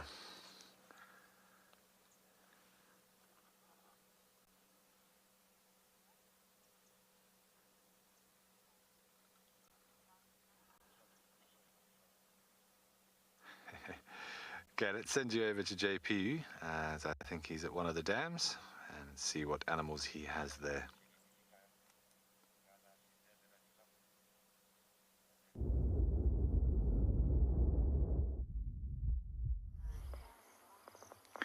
Welcome back to Eco Training Providence. At the moment we are looking at the elephant bull that sneaked in for a quick drink and is now moving away from the dam. So far we've been doing a lot of driving this afternoon as it's quite windy, and we decided to against walking. And what we were looking for as tracks, we were seeing if we could locate on this any signs of our big herd of buffalo from this morning, or any signs of either wild dog or the Ngati breakaway lion pride.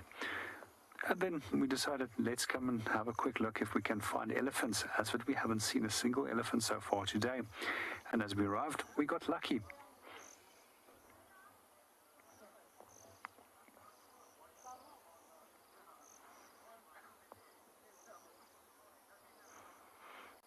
I'm sure as it's quite humid this afternoon, that there will be more elephants hopefully popping in at the dam. Let's keep our fingers crossed, as we are going to do a few little loops from here, see what else we can go and find, and then come back to the dam on a regular basis to see if anybody is popping in for a drink.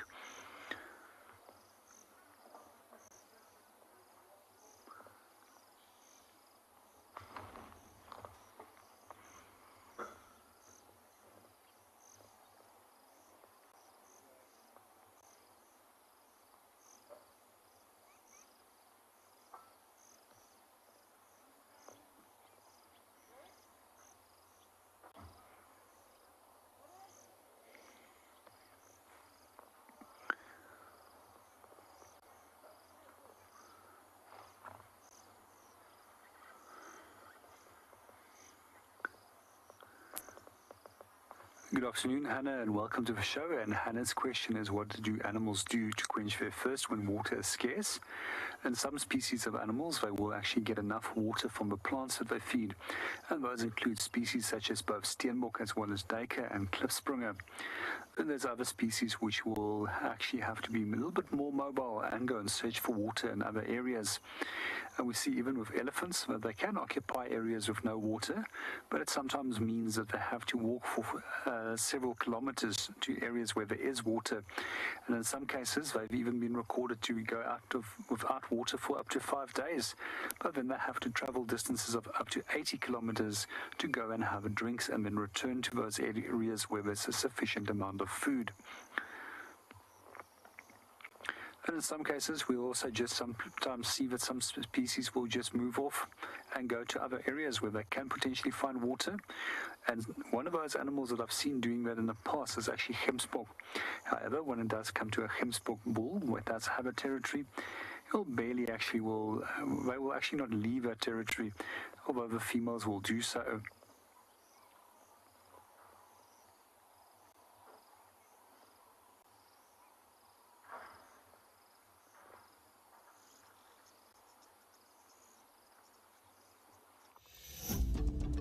Over the past year, many WildEarth explorers have won life-changing travel prizes. Today I was told I have won the most amazing prize to go to Marataba. I can't believe it. I am most excited to meet some of the guides. The animals, the birds, and everything else it has to offer. We can't wait to go. I would love to take my little grandson up with me on this experience to Funda. WildEarth has brought so much to my life, and I am thrilled and grateful to have this opportunity. Thank you for giving me this opportunity to visit. Thank you very much for this amazing prize, WildEarth. Sign up to be an explorer today and you will be entered into a monthly draw which could see you jetting off to a dream location in 2022. WildEarth Explorers, it's in your nature. I think there's just so many wonderful things about elephants, and because they've got large space requirements, when you're conserving elephants, you're automatically conserving all the other smaller species that share the landscape with them. In 1996, my mother and I started drawing individual elephant ear patterns, so that's the margin of the ears. Elephants Alive is a South African-based NGO that conducts research on elephants and works where elephants go. Elephants have taken us from South Africa to Zimbabwe, Mozambique and Eswatini as they forge vital corridors connecting protected areas at landscape level. We've been going for 25 years, collaring elephants, developing individual elephant IDs, and we've also got a really big project where we protect large trees from elephant impact. And then we've also got various community outreach. Our aim is to ensure the survival of elephants and their habitats and to promote harmonious coexistence between elephants and people. Right, so Marips has found himself a puff adder that he's busy playing with, which is dangerous. I've seen leopards die from puff adder bites.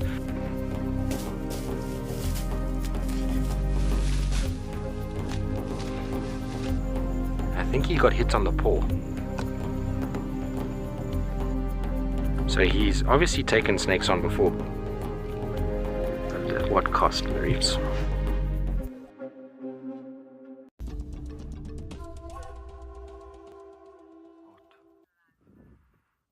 Yeah, it looks like we've got Hart there. Oh, Hart has just joined us here at Treehouse Dam. Looks like Hart has been wallowing somewhere. You can see half of her body is covered in mud. But now she's moving a little bit away from me. I wonder where she's planning on heading to. Of course, a beautiful spotted hyena. This is a big female hyena in the Djuma clan. Her name is Hart. So she's one of the very high-ranking females in the clan. You can also just see by the size of her, she's really, really a big female. Walking past all those little lapwings, and the lapwings went crazy. Of course, you know, they've got little chicks there, so they've got to play a little bit safe. I wonder where she's heading off to now. The way she's going now, she's heading exactly towards Weaver's Nest area. Well, actually, no, wait, she might actually turn. She might turn up. If she turns up, she's going to head up to the new den site.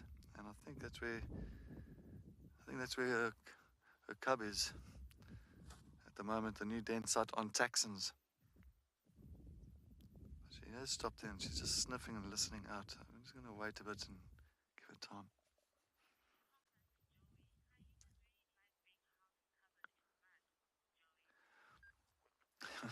Joey, good afternoon. Yes, it looks like hyenas like to be covered halfway in mud, but it's all due to, you know, like hot days. They kind of just really lie in mud and cool off a bit, even in the water itself.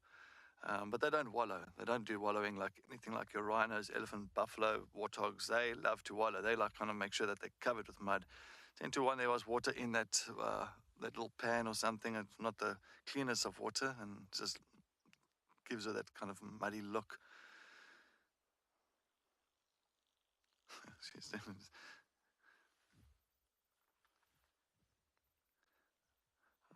moving further. Okay, well, what we're going to do, I'm going to try and see if I just want to follow up the road. Just want to see where she is heading up to. I'm sure she might be heading up to maybe to the den site that's just not too far from us here. It's actually getting cool, I'm sure.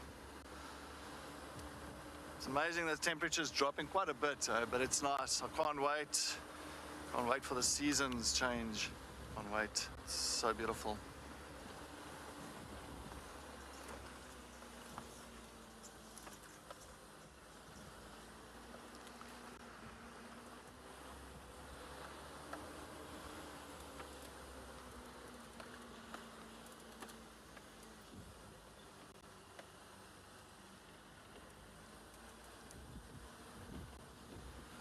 Let's see, yes, let's move this one.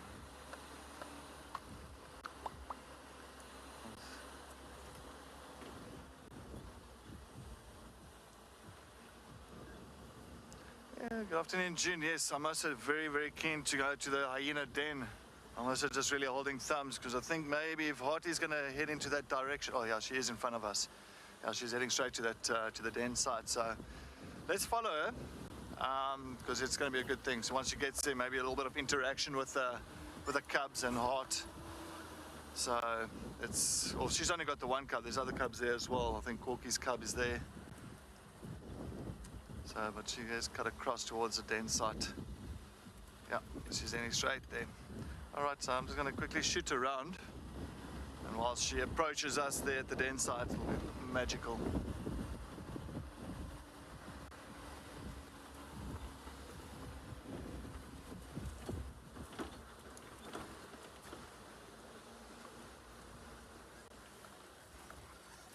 Yes.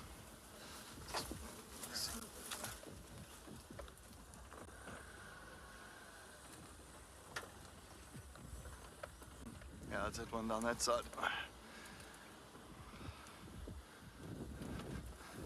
So great to actually really spend some quality time with the hyena clan and really get to learn the ins and outs and just the dynamics of the clan and how it works. And I think that's one thing that I really got into as well, yeah, at WildEarth, yeah, on Djuma, is to look at how this the whole hyena dynamics works. Because I mean, I think for most of my career, I think we haven't really we got into it, but it's not as intense as here. I'm just gonna hang back. As it can. All right, the rain is starting to. Oof, yeah, I feel it now. The rain is starting to come, so we're gonna just. I'm gonna wait for Hart just to come past us here, because she's just gonna come. I don't want to bump into her. Yeah. Okay. Let's. Sorry, guys. We're gonna just try and move out of this area because, unfortunately, as I said, the rain is on its way now. It is starting to come. I really thought we're gonna miss it, or it's gonna miss us, but clearly not. Clearly not. So I just want to quickly get the covers on here.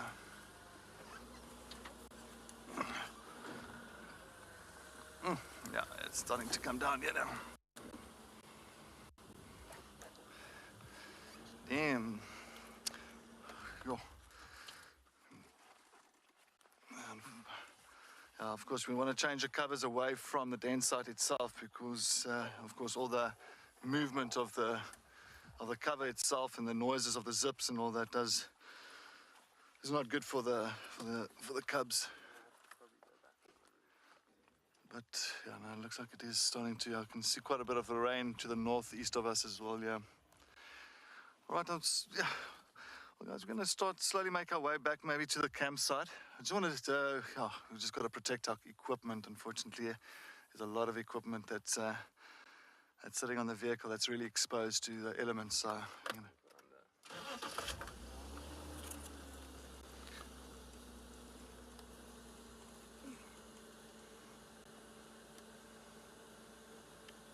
I'll go and get this. There we go.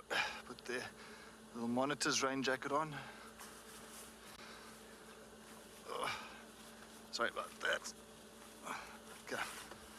All right. Let's try and see if we can just. Let's move out of this area. Not bad timing with this rain. The rain gods ain't playing with us. They're not playing our game. Hey, go.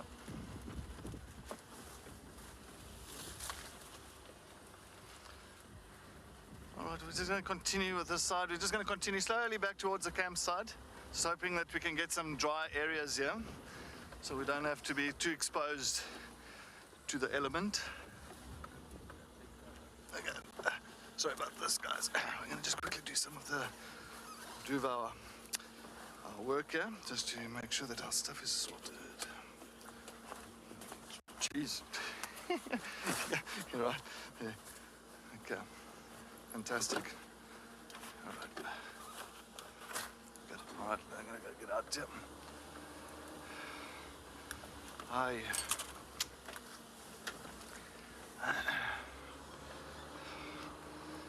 Well, we rather want to protect the equipment so we can still bring you safaris tomorrow morning as well. Without the equipment all being drowned up, that'll be good.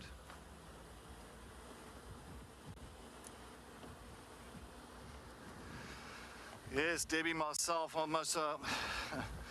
I fully agree. I also hope the rain stays away so we can go back to that hyena den. But that is definitely the plan of action. That is the plan of action. So I'm not gonna miss that one. So because at least I know that Hart has gone to that den site. But I think priorities first here at the moment is just to get the equipment sorted out and protected. But yes, I love rain. I think rain is fantastic. It's like, you know, it is a source of life. So I think the rain is so important with many aspects in nature. We do need it. Like in a personal side of things, I love rain, but yeah, I also enjoy definitely a dry drive. I'm more of a person without that element. Let's try and get there. It was fantastic. Just talking about rain and all that. I was thinking about now when I was in the Western Cape in Sedgefield. The Western Cape has got this real wind, this rain that runs almost horizontal. And it's always cool. It's never like really the low veld where you got this real heat and strong sun. But also the people, fantastic. I love the Western Cape. I think they've got the funniest culture in that area, like as a humor side of things. And my bro, where am I gonna take you? And I got the nicest accent. I tell you, we're going to go to the beach, I say. We're going to go hip hop, bright plates. Yeah, I love it. I just love it. South Africa's got so many different lingers in this country. There's so many different ways on how people talk. Even from here to Natal, to Free State, even Johannesburg. I mean, I know Joburg. I'm not a Joburg guy. I've never really been brought up that side, but I know they're the boots of the country. The Joburg boots. I don't know where I fit in. I think I'm just a Mpumalanga in this area. I'm a Mpumalanga boy, low veld. From day one. I don't know how our accent sounds like, but I think it's maybe funny to the people in Cape Town or in the Cape. Maybe we also got a strange one.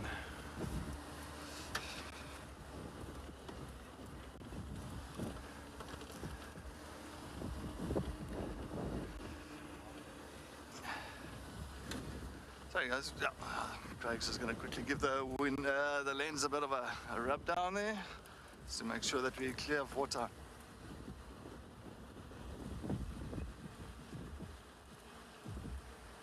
JD, thank you very much for your rain from England. Thank you very much. I think we'll just have to blow it back north. Yeah, no, look, I stayed in London for a couple of years as well, and for me it was quite an eye-opener with the weather in the UK. So yeah, no, it didn't really suit my style of or my personality. Sorry, just two squirrels are chasing each other around here. And yeah, it doesn't suit my personality, that real cold, wet, rainy weather. But then again, we also have fantastic days there. So I remember everyone running to Hyde Park, throwing down their pens, jumping out from their desks. It could be midday and everybody would run.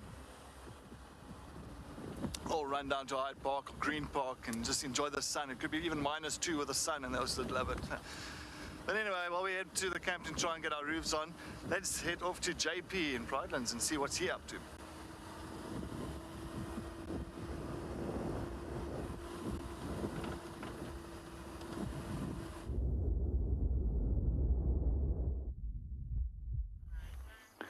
Welcome back to Pridelands. At the moment, we're still hanging around in Lovo Dam and waiting for some action to happen. At the moment, there is some Egyptian geese at the opposite side of the dam.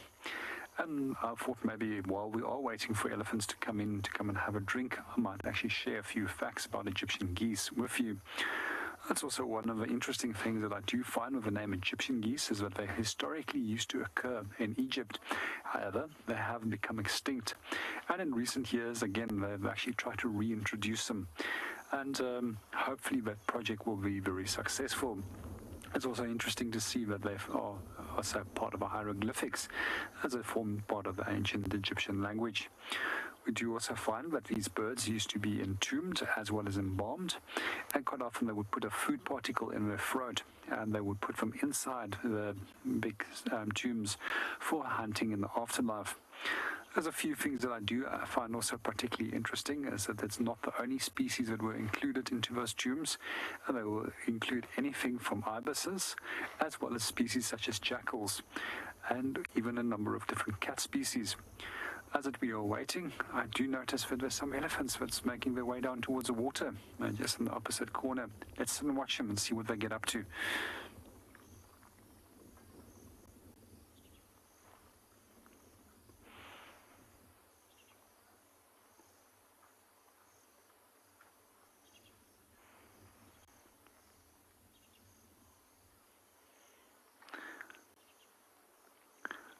One of the things that I do really like about elephants is how they approach water. And generally, you will notice that they're quite fast to go towards water in most cases. And especially when you've got breeding herds with a large amount of young on a very warm day, they can be incredibly excited and they tend to run that last few hundred meters. Let's see if our group is going to actually accelerate in pace. And I do see there is a tiny baby between two adults there. I can also see a fourth and a fifth elephant that's slowly making its way in just from behind the dam wall.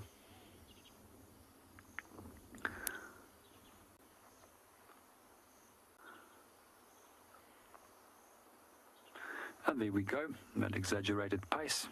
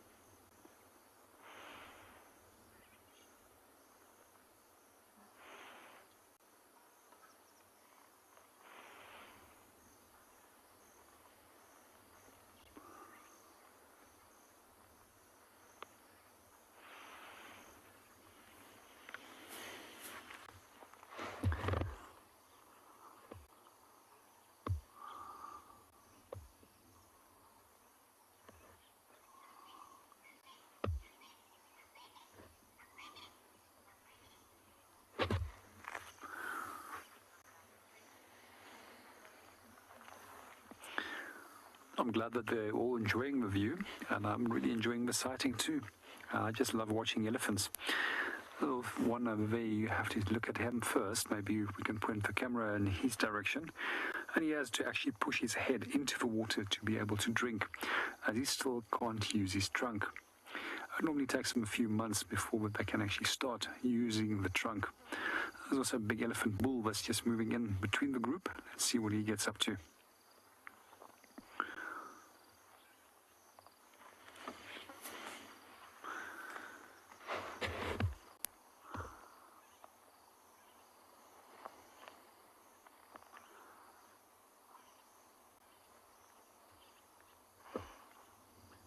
first part of a group that came in is definitely a breeding herd with a young elephant bull that is also starting to form part of that group, but he is most likely going to be pushed off very soon. And then the large male that came in is most likely just checking if there's any other females that are in a reproductive condition, as elephants can be in a reproductive condition at any time, but they tend to do so more often when they're in optimal condition, when there has been sufficient amount of food available. It seems if a cow is a little bit uneasy with a bull around there.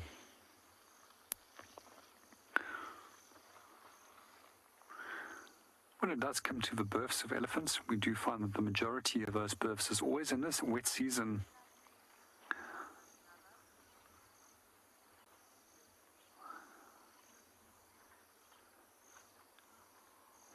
Good afternoon, WildEarth lover, and welcome to the show. And I'm glad that we can have a baby elephant that can make your day.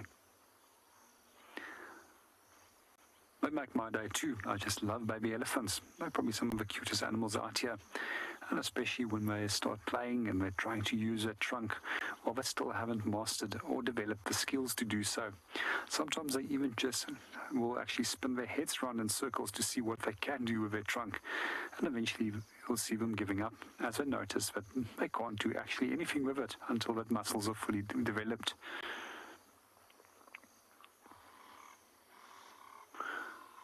And the reason why they don't really need their trunks at this age is because they're still not fully weaned, and that they will drink from the mother, and so that's where they get actually all their nutrition from.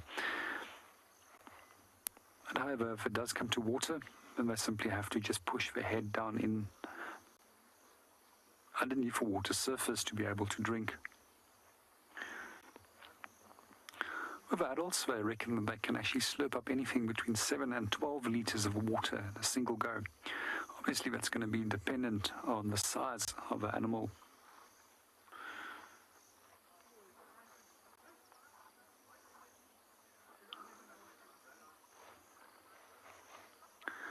Just have another vehicle that has joined us in the background, so you might hear some talking.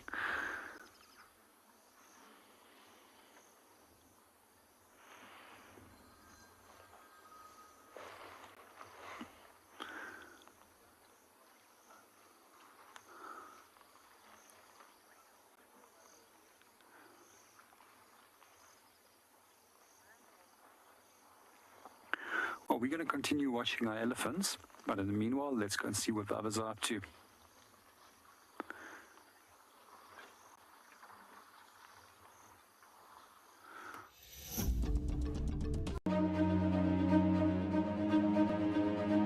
Safari Guide of the Year 2022 is upon us. An event like no other, where guides from across the country join together to learn, share experiences, show off their skills, and tell tales of the wild. But it's not all fun and games in the African bush. This is a competition to see who is the very best of the best in the guiding world.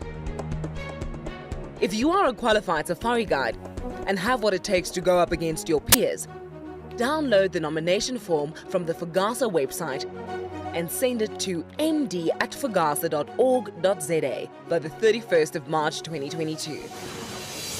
Dream it, guide it, win it. Pangolin, known as the respected wise old man of the African bush, is said to be a symbol of good luck and the bringer of rain.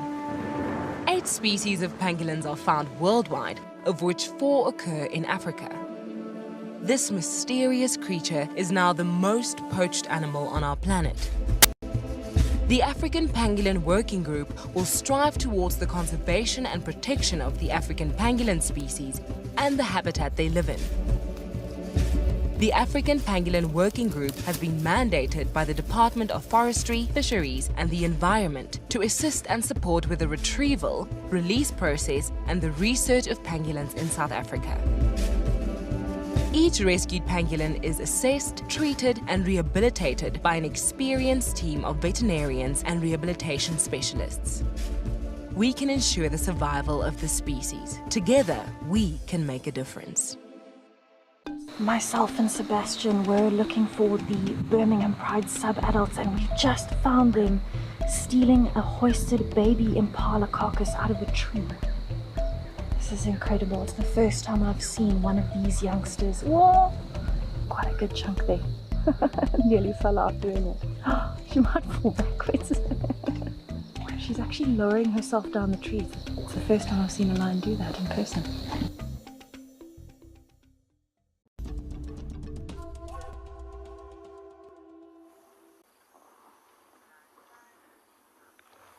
Welcome back to Pridelands. We still with our breeding herd and single of elephants and our 2 bulls.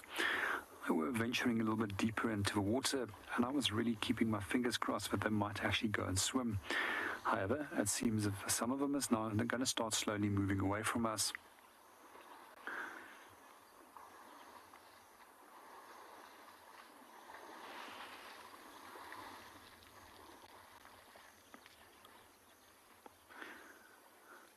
Just to give you a rough idea of the day of the elephant, pretty much 21 hours of that day is spent at feeding, then coming down to come and have some water.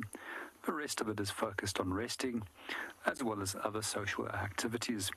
And when it does come to social interactions, elephants are very social. And I quite often find it very interesting how they would greet one another.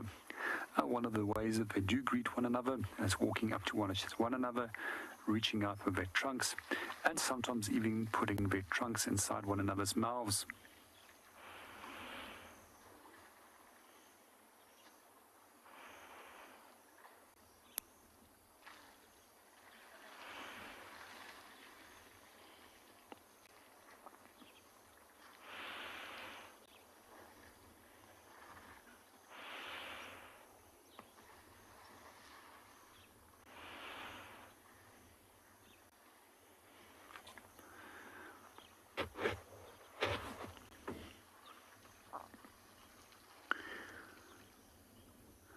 Good afternoon, Freddie, and welcome to the show. And Freddie's question is, if we do have a lot of breeding herds or herds of elephants. Freddie, yes, we do. And sometimes it can be a little bit quiet, but there's days that I've seen several herds coming through the area. And there's even days which I sat at this waterhole counting up to over 400 elephants within less than 3 hours coming through here.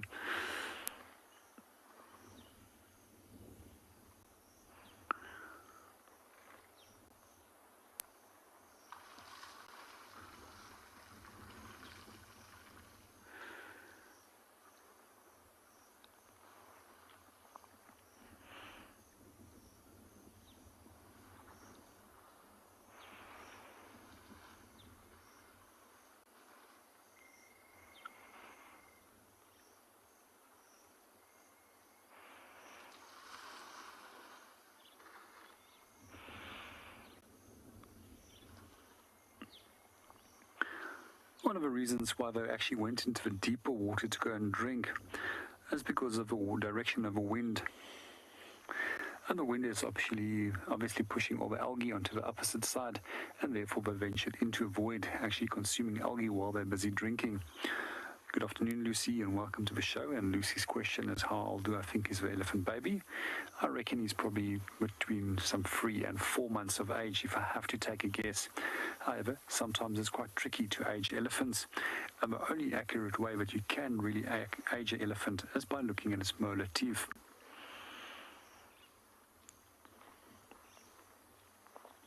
Just like humans, they come in all forms and sizes, and some of them can reach heights of up to 4.2 meters, while the majority of large bulls probably reach just over 3 meters, and the majority of cows that are pretty large probably reaches between 2.5 and 2.7 meters in height.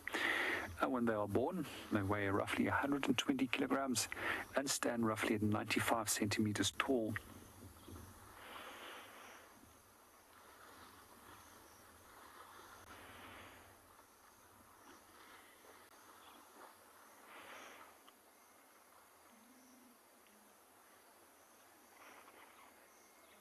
But generally, when it does come to a calf and it fits underneath the belly, we estimated it well under a year of age.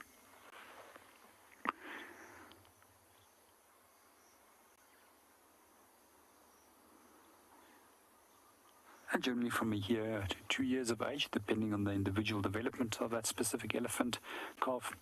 They're generally slightly above the stomach line of a female. And the reason why they have to be fitting underneath the stomach line when they're really small is they often move in between the legs of a female, both to go and drink, and sometimes if they feel unsafe, they'll move in between the legs of the female to take shelter. Some of our elephants have now actually started dust bathing there in the top of a dam. That's quite often what you'll find in the sequence. They come down, come and drink. After drinking, they'll go to wallowing, and then mud bathing as well as dust bathing, and then they move off and go and feed again.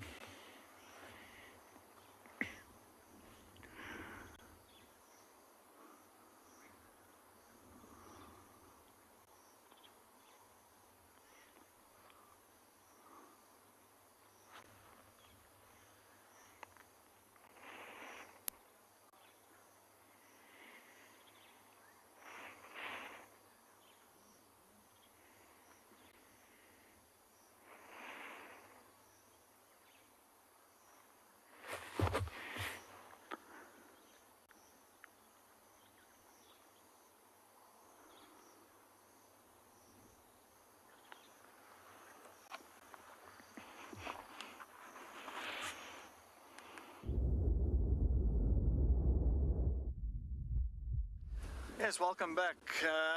As you can see, we've got our rain roof on now, and we just had to rush back because the rain did start coming down as we got to the hyena den. So I do apologize for not staying at that hyena den when the rain did start. Unfortunately, we did have the equipment that we had to protect.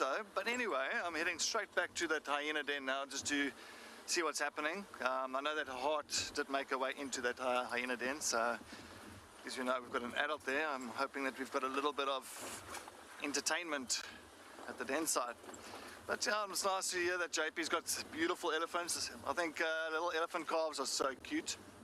I think they're one of the cutest little things around, especially when they're playing around between mom's legs, up and down, between the rest of the herd. It's absolutely amazing, just so cute. Cute, cute, cute. The level of cuteness is way high. On Rebecca, so we're not going to be too long before we get to that hyena den. Let's see what's happening there. But of course, this typical rain, like where Ben is now, he's not having, there's no rain that side. So it's just a typical spot rain, because all of a sudden here it's very dry. Yeah, there's no rain that's in this area now, but it's spot rain, so it's pretty much all over the show, like little spots. So you can never take a chance. Rather be safe than sorry. Yes, rather.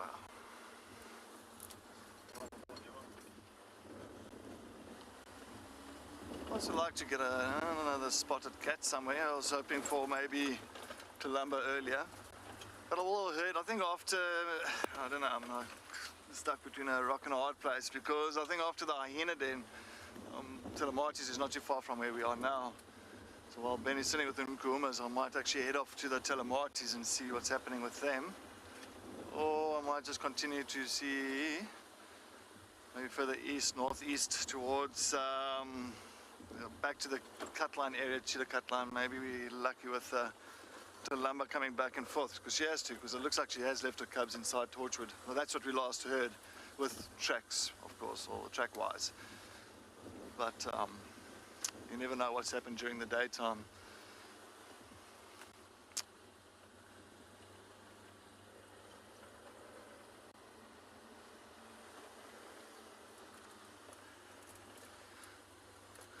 Magic Dragon Wizard. You want to see a crocodile or a lizard? Well, we did get a water monitor earlier. We actually we had a water monitor earlier, but at the moment now, due to the weather, it's not so hot. It's the sun has gone pretty much behind this thick clouds. It has cooled down tremendously. Unfortunately, a lot of the reptiles, they have really taken a cover due to, or not cover, but they're not sunning. They're not really out in the open because there's not much sun around. But you never know. I mean, that's always a possibility of bumping into something just now. So, yes. No guarantee, but let's see. We always try. We always try. But I do like the lizards, all the skinks. It's got a lot of those legless skinks around as well. That's the one thing that can come out as well, like really on the more of this kind of day when it rains around the termite mounds, you get those legless skinks around the area, which is also very nice to see. But not common at all, not common. Okay, so we are back at the hyena den. We're going to see what's happening here. Let's see what's happening here. So Hart has arrived just before we left earlier. She's the only one around that you could see.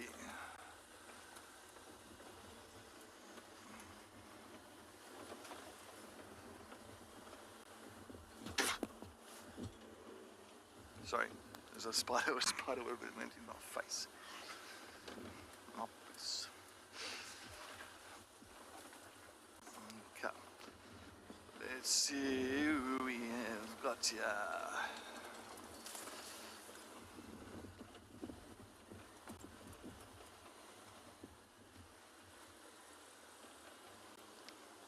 Oh, there's Hart. She's moving in front of us. He's moving towards the den site, the entrance. Oh, there we go. Hello.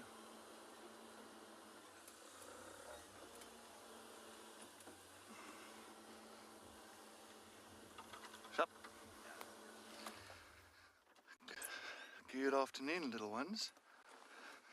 Of course, we've got Hart's big cub just to the left. It looks like Ribbon's cub as well, the one with more blackish to the right. That's standing right in front of Hart. And a little one. You're so cute. Don't frown like that. Look at all the wrinkles on your head. Look at all the wrinkles on your head. Yes. If you frown long enough like that, it's going to stay that way. Very cute. And definitely can see Hart's cub is way bigger compared to Ribbon's. Now Ribbon's cub is coming towards us here now. Very curious. Very curious. Typically the cubs like this now. Of course, like now all of a sudden investigating. Look at those tails. Even the tail is going up. Really kind of getting excited. What they smell here. Of course, there's... Oh! Of course, what happened there is now Ribbon's other cub just came in front of Hart, and Hart just gave it a fright. So the little cub went running and gave these two a fright.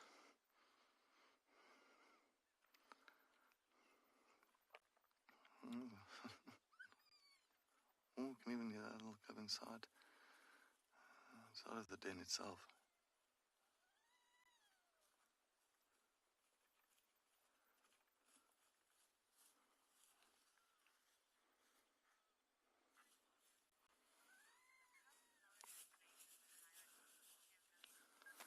Kimberly, good afternoon. Yes, I do know their place in the hierarchy, the cubs.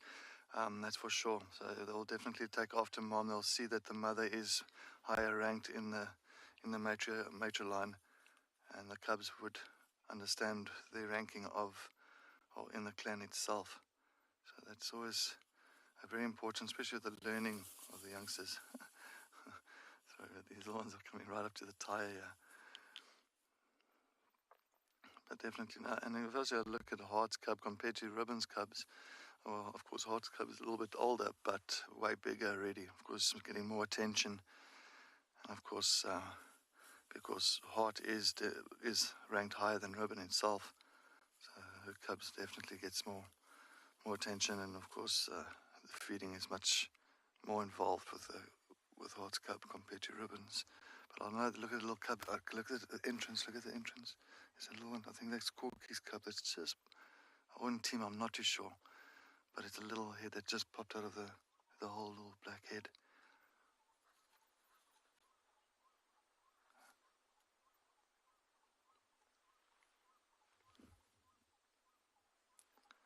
Sorry, these cubs are right here at the foothold of my vehicle, so I don't want to move too quickly.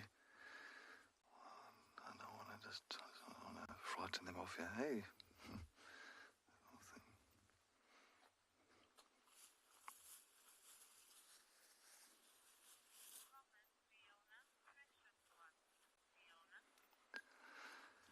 Yes, Fiona, definitely they are very precious.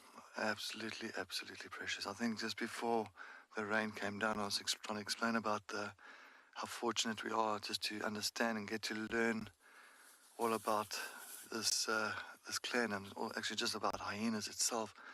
And there's definitely a lot of you out there that's actually given us a lot of information and updates and photos, and just the way you've seen it over the years, which helps us, which is absolutely phenomenal, and it's really close to my heart. So really thank a lot of you out there for keeping us updated on them and who's who here.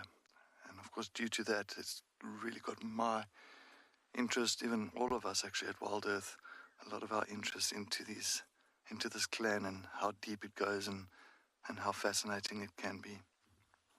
Absolutely amazing. I'm a zing.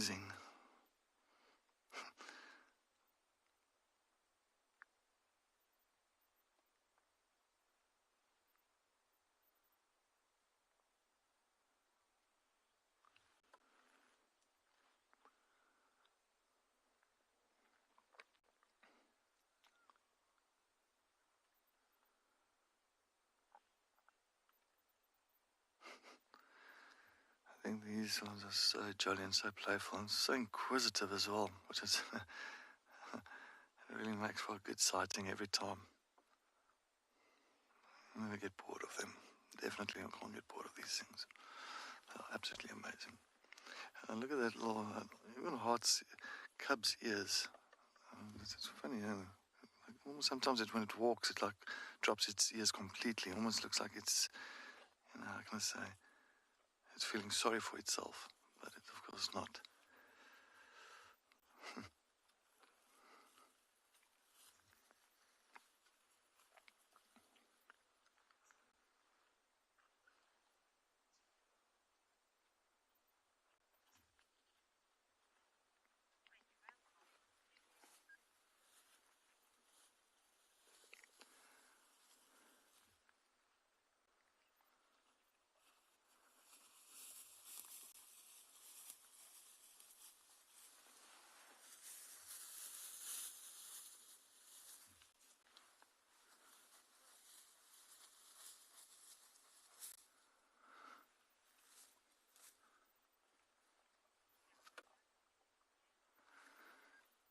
Now,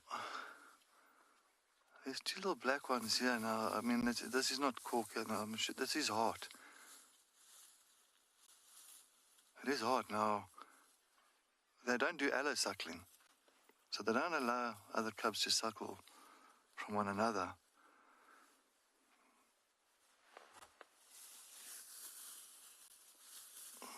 Those two little ones are suckling from heart. That is now very interesting, because the heart's already got one of the cubs here. This big cub here is hers. And there's two little black ones that's suckling from her now at the entrance.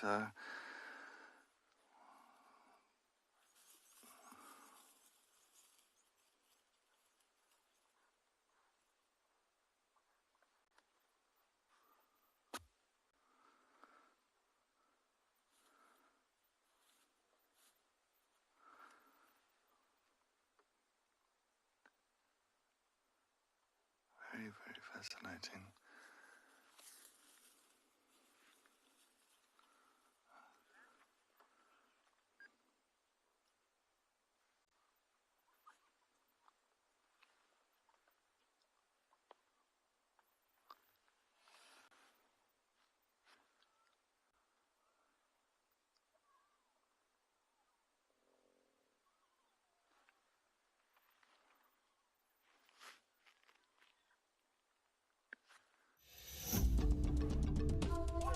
For the past year, many WildEarth explorers have won life-changing travel prizes. Today I was told I have won the most amazing prize to go to Marataba. I can't believe it. I am most excited to meet some of the guides. The animals, the birds, and everything else it has to offer. We can't wait to go. I would love to take my little grandson up with me on this experience to Funda. WildEarth has brought so much to my life, and I am thrilled and grateful to have this opportunity. Thank you for giving me this opportunity to visit. Thank you very much for this amazing prize, WildEarth. Sign up to be an explorer today, and you will be entered into a monthly draw which could see you jetting off to a dream location in 2022. WildEarth Explorers, it's in your nature. Free Me Wildlife as an organisation is a value-adding service to the communities of KwaZulu-Natal. We are a professional wildlife rehabilitation centre. We work with compromised Indigenous wildlife, and our whole goal is to return these animals back into the wild as wild animals. To get involved with this initiative, go to our Facebook page, Free Me Wildlife. Alternatively, you can go directly to our website, freemewildlife.org. We hope you get involved, and thank you so much for your care and support out there. Myself and Sebastian were looking for the Birmingham Pride sub-adults, and we just found them stealing a hoisted baby Impala carcass out of a tree. This is incredible. It's the first time I've seen one of these youngsters. Whoa! Quite a good chunk there. Nearly fell out doing it. She might fall backwards. She's actually lowering herself down the tree. It's the first time I've seen a lion do that in person. It has been a wonderful privilege to identify one of our key characters here at Penguin Beach, Pepper, with a very, very distinct facial patterning, as the name would suggest, very peppered and speckled belly. I'm really looking forward to seeing what this penguin does over the next few days and months. Because of those unique markings, it's going to be really, really cool to watch it as it moves around the penguin colony point.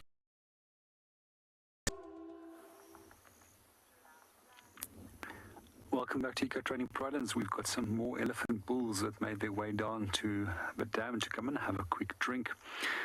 For a few moments, I was actually thinking about something that I read several years ago, and that was about the original size of animals. And the first animals were rodent-like size animals. And they were tiny, and they were actually used to live in dark forest. And the reason why they were small and why they stayed into areas where they were fairly safe is because there was larger reptiles at that point which dominated the planet. And then roughly some 65 million years ago, scientists believe that there was a number of changes that took place which allowed for that rapid expansion of a number of different animal species in incredibly large sizes. And they believe because of the end of the dinosaur era and those animals no longer being hunted, they could venture in the open and therefore afford to become larger. And some of the largest species of mammal that actually ever roamed the planet is not elephant, but a species of rhino, which is now obviously extinct. And they estimated that this specific species of rhino used to weigh up to some 22 to 25,000 kilogram and an approximate shoulder height of some 5 to 5.5 meters in height. And on average, that equates to around by 4 to 5 average size elephants.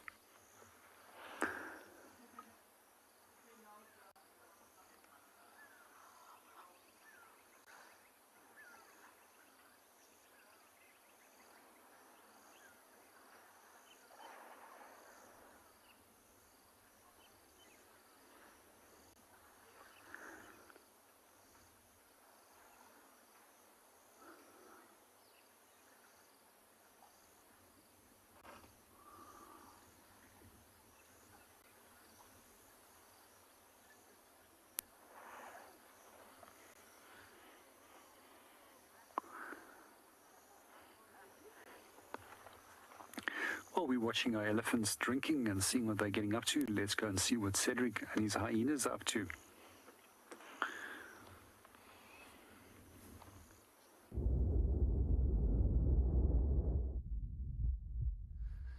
Yes, we're still sitting here at the Djuma clan den site. Still with Heart and his 2 little black cubs that's suckling from her, which is very interesting to see because she has got 1 cub already. So, look, it's not her cubs.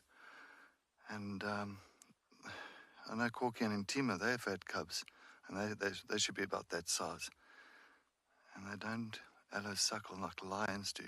Well, of course, the cubs can suckle from one another, or from, of course, females that's lactating in the pride itself. But in the Hyena clan, it's known that they do not do allosuckling. So I think at the end of the day, I think it's also to do with matriarchal line, maybe just to,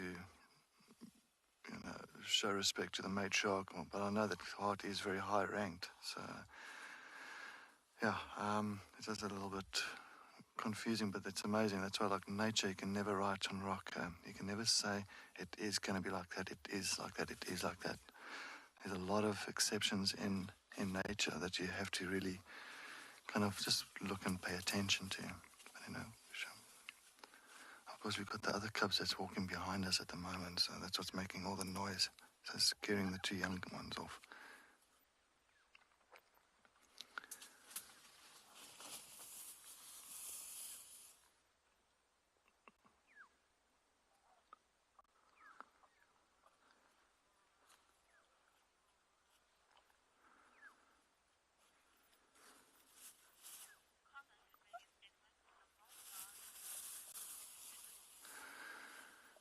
Yes, that's very true. Megan Edwards, the milk bar is open. Definitely, they are loving it. They are definitely loving it, especially you can see Heart's belly is also very full. So she's definitely come, early on we did find her coming past Treehouse Dam. And so she's definitely had a kill somewhere, or she did have a feed from somewhere. So it's very important for her to really keep that protein up and eat a lot, just to kind of produce milk for the cub, or now for cubs. So how crazy is this? It's yeah, insane. These little ones are playing all over. Oh. The cub just hit its head against the railing.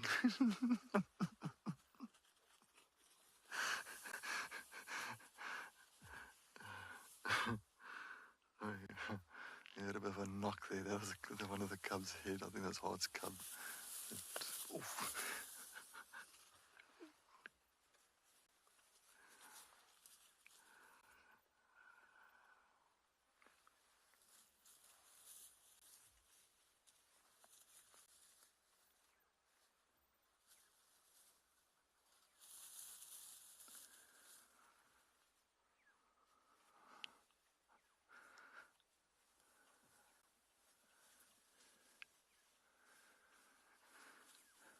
Yes, this is exactly the reason why it is so amazing and fascinating, just to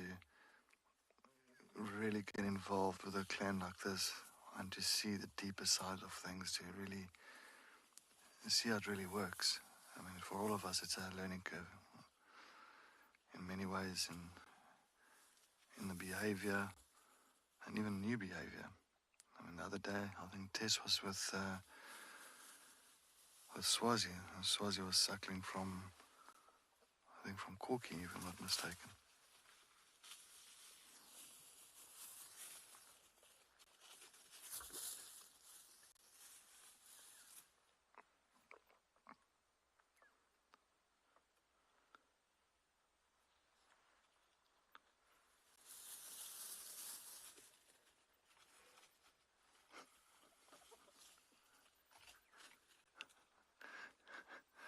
As you can see, it is playtime for these three. Absolute playtime.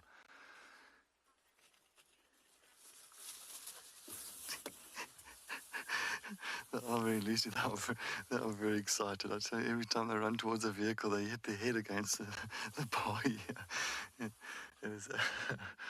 is funny, but yeah, no, they are very excited, very playful at the moment, which is really amazing.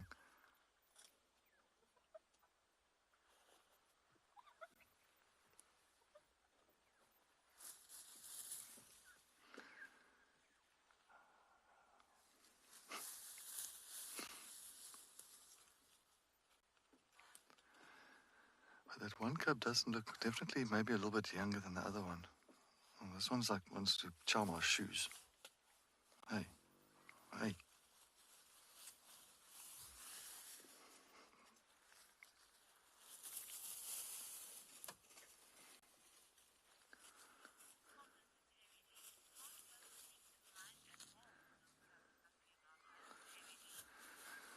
Terry, no, not at all. I mean, that's exactly. Heart is not putting any defense against the cubs on suckling from her. She's not kind of pushing them away. She's really opened up. And even Heart's cub itself, it's just run past her head there now.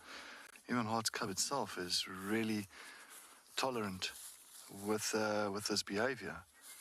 You know, that's I'll say, this is really fascinating to see that she's really tolerating them in Heart's cub itself. So, yes, really, that is so true.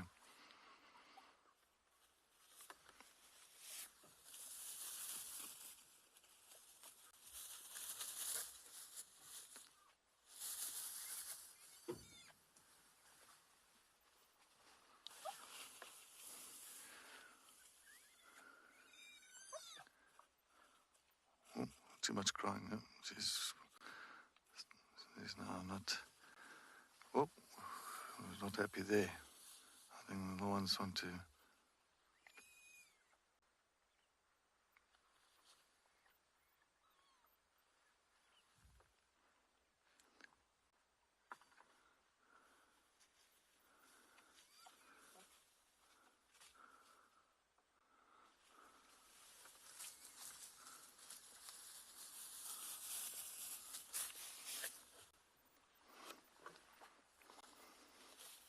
You can see she's just. I think the little ones they're really kind of crying a bit there. I think she's just like, you know, maybe she's like, no, maybe the milk bar is closed now. I still want to get in there, but she's not allowing it anymore.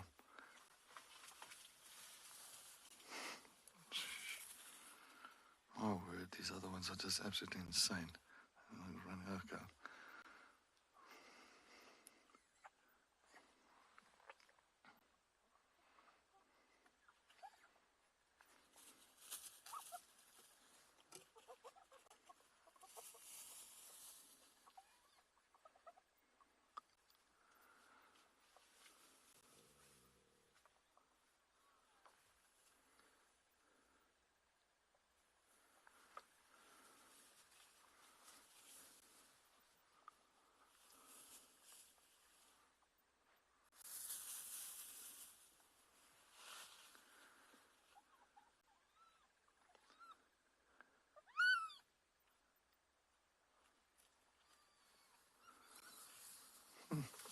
Nothing at that one, eh?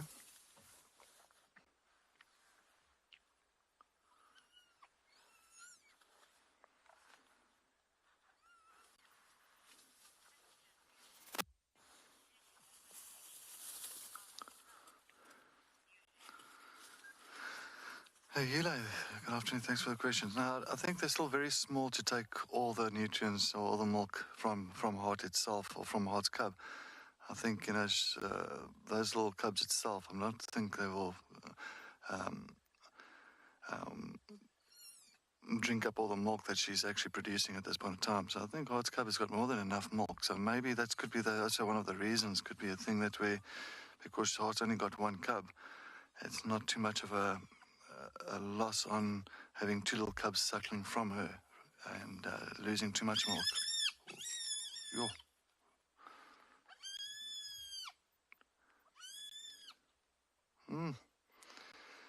Yeah, I see. Cubs have evidently they're not happy with each other itself, the very young ones.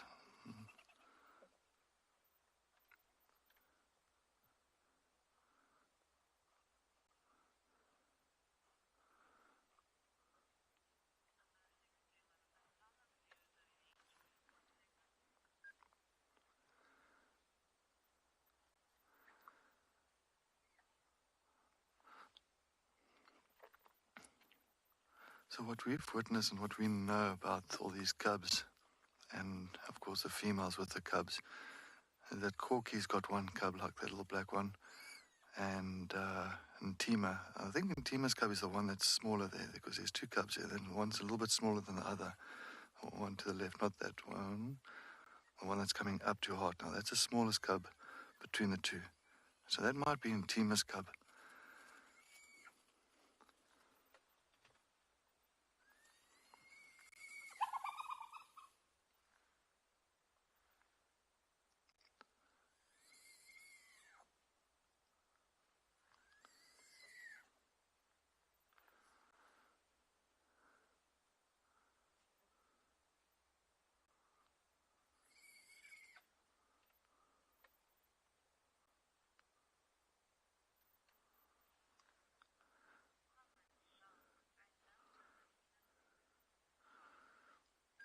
Jock, yes, good afternoon, definitely. I think hyenas' noises are absolutely amazing.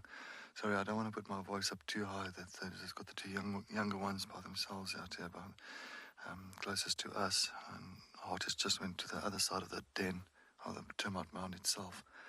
But yes, Jock, definitely. I think hyena noises is always a typical noise for the African bush, especially in nighttime. If you think Nocturnal, and even the cubs, just that little squealing and crying for milk and for mom's attention.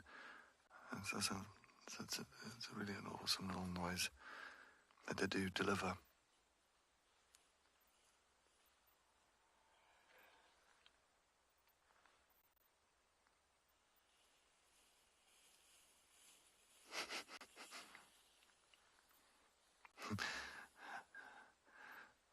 Oh.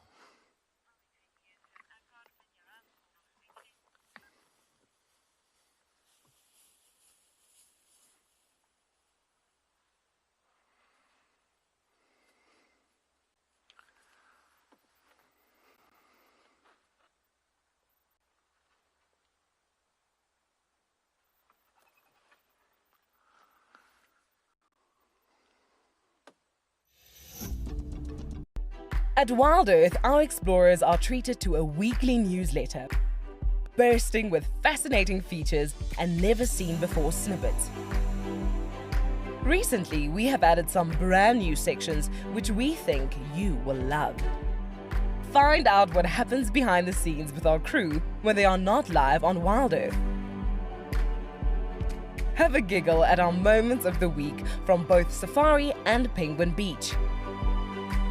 And Ranger Eric answers your questions with fascinating and in-depth explanations as to the whys and hows of nature. Wild dogs coming out of, or the puppies coming out of the den site, making those very high-pitched noises. All of this and more delivered to your inbox every week. So what are you waiting for? Head over to our website, sign up to be an explorer, and join the adventure. WildEarth Explorers, it's in your nature. Spinning around in outer space, our planet gives life to the human race. Every day when WildEarth is out on drive, we see our Earth's beauty, we see her alive.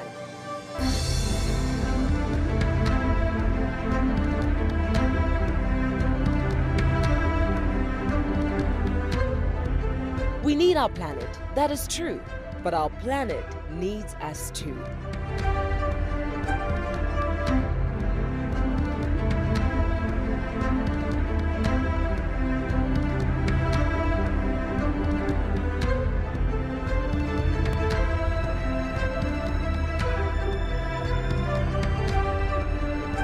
WildEarth will be celebrating Earth Day on the 22nd of April with a special Safari live show.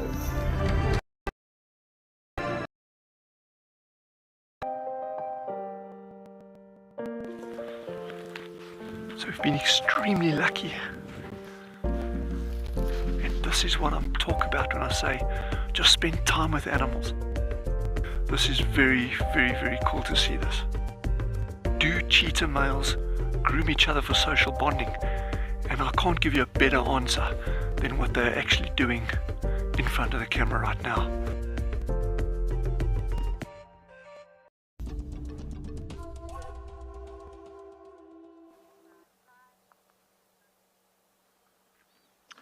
Well, it's turning into one of those days. We left the Djuma Pride just because all the other game viewers are obviously keen to come and have a look, and we'd had such an amazing sighting, and also with the weather conditions fading.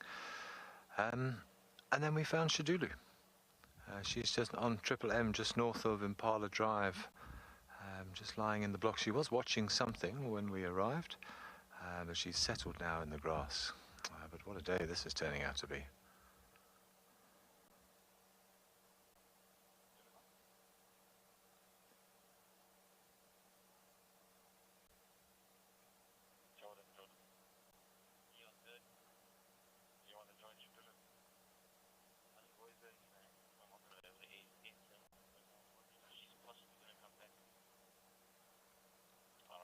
I'm not quite sure what she was looking at, but she certainly seems to have settled. I think whatever it was that had attracted her attention has gone now.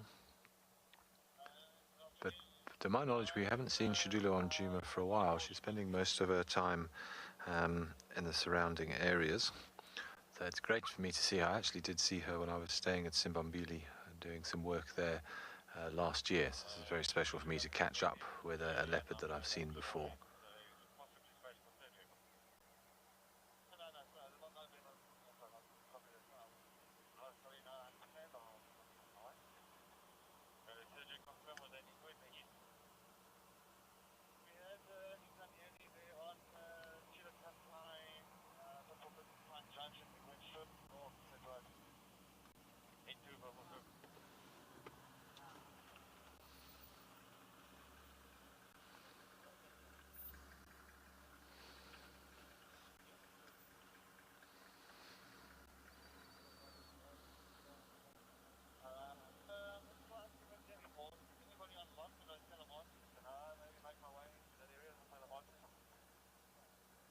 I'm sure, as some of you know, Chidulu did have 2 cubs, and she only now has 1 left after she tragically lost one recently.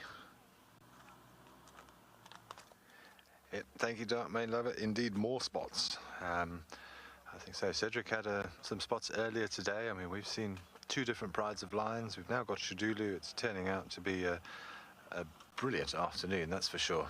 Whoever said they don't like Mondays obviously hasn't been to the Sabi Sands.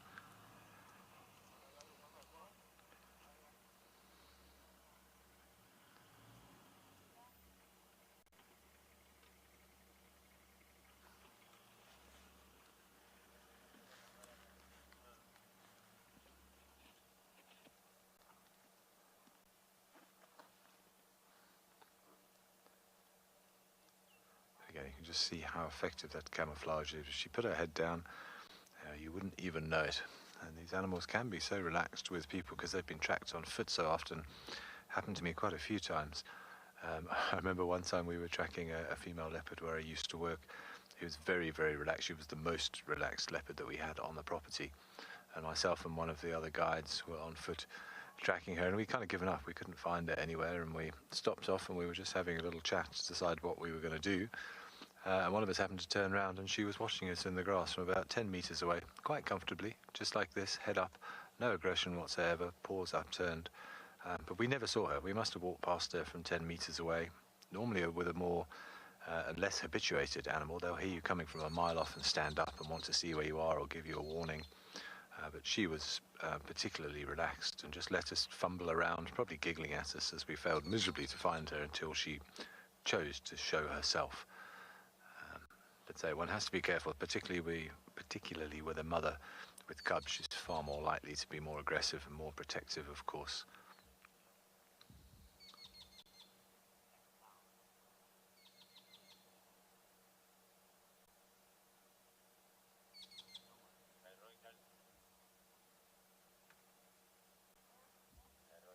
See, from that shot, you'd barely know that she was there with a quick scan. You can see the black behind the ears. That is a contrasting colour.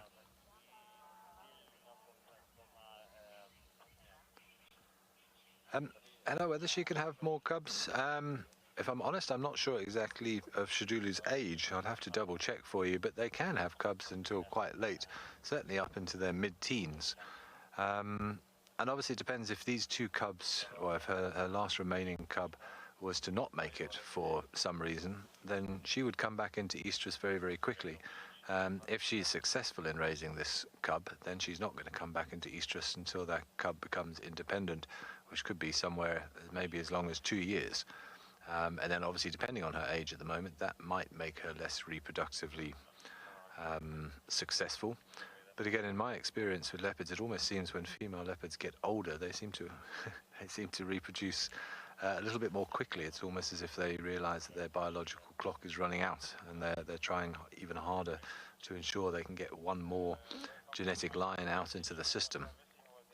But if anyone can let me know Chidulu's age, I'd be very interested to know. I've probably got it somewhere, but I know our viewers are so knowledgeable, you will probably also help me out.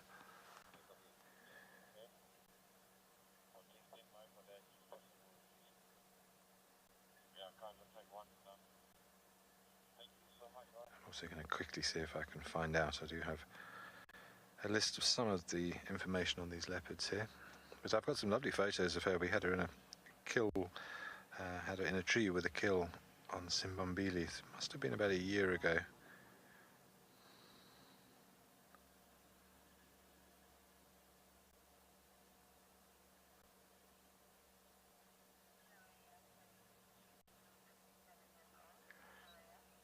Oh, thank you, Shreya. So she's 7.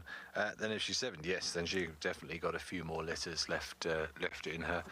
For a female leopard out in the wild, obviously here life expectancy is often a little bit shorter just because of population densities and competition and the density of lion and hyena populations as well. But I would still expect a leopard to get to around about the age of 15 out here, 15, 16. So she's probably only halfway through her lifetime. And of course, if she was to successfully raise all of her cubs, as I say, the interval between births is going to be probably something around about 2.5 years. But unfortunately, so chances of raising a cub to adulthood is not always good. I don't know the official statistics for leopards, but certainly for lions and things, it's only about a 50% chance to get a cub to about 1 year of age. I imagine it's very similar, if not less, for leopards, as they don't have the safety of a pride structure to help. But there again, they don't have to deal with territorial takeovers from males, of course, and the new males coming in and potentially killing or running off cubs.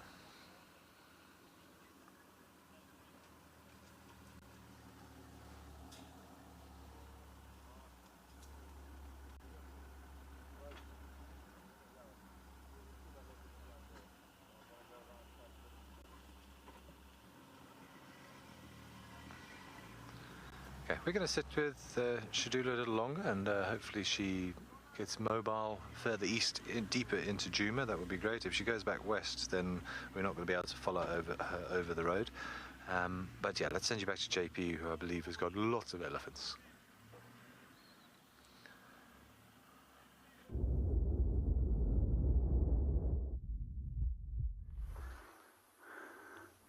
Welcome back to Prydens. It sounds like a Djuma time as a team is having an awesome time with leopards on that side.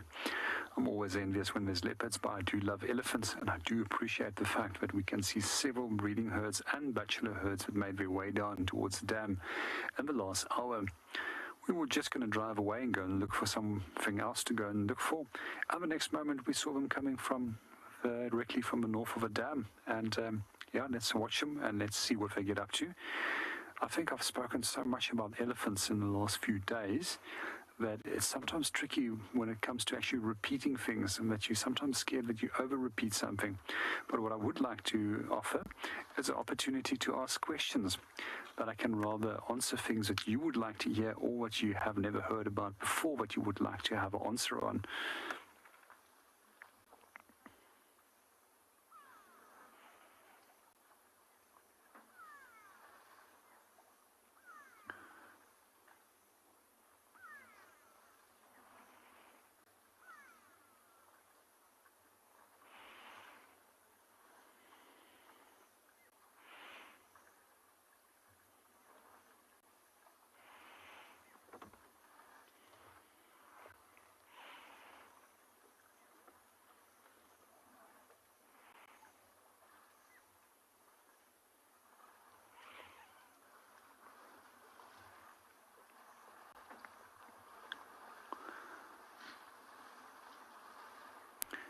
Good evening, Gabby, and welcome to the show. I've never really given it much thought about why they bunch up so closely, but I understand when they bunch up closely with a lot of little elephants, it's protective behavior, and it's most likely still a protective behavior even when they, as a group of large individuals, will also then group together like that. That's the only theory that I can think about and why they possibly do it.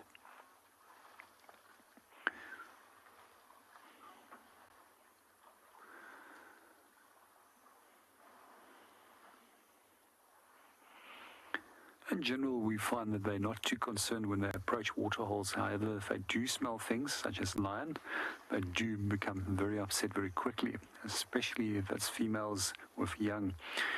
When it's spatulads or bulls that are on their own, they very quickly will actually go and seek out those lions and then actually chase them. And the same goes for leopard.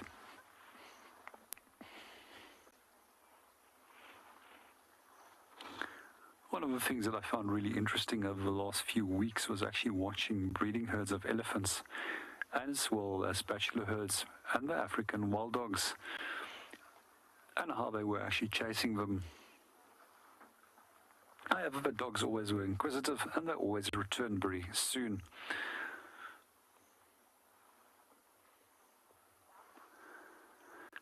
Good evening, Laura Moore, and welcome to the show. And yes, it does almost look like they are standing on top of the water.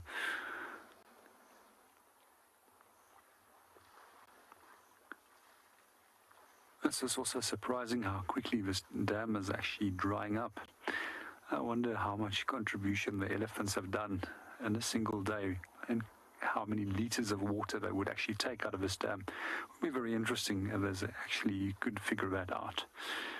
But the most important thing or contributing factor to actually loss of water, that is heat as well as wind.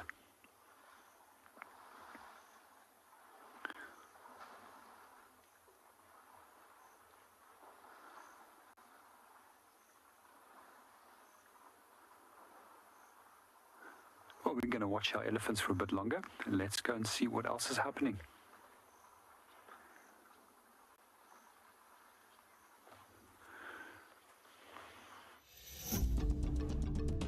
I think there's just so many wonderful things about elephants, and because they've got large space requirements, when you're conserving elephants, you're automatically conserving all the other smaller species that share the landscape with them. In 1996, my mother and I started drawing individual elephant ear patterns, so that's the margin of the ears. Elephants Alive is a South African-based NGO that conducts research on elephants and works where elephants go. Elephants have taken us from South Africa to Zimbabwe, Mozambique, and Eswatini as they forge vital corridors connecting protected areas at landscape level. We've been going for 25 years, collaring elephants, developing individual elephant IDs, and we've also got a really big project where we protect large trees from elephant impact. And then we've also got various community outreach.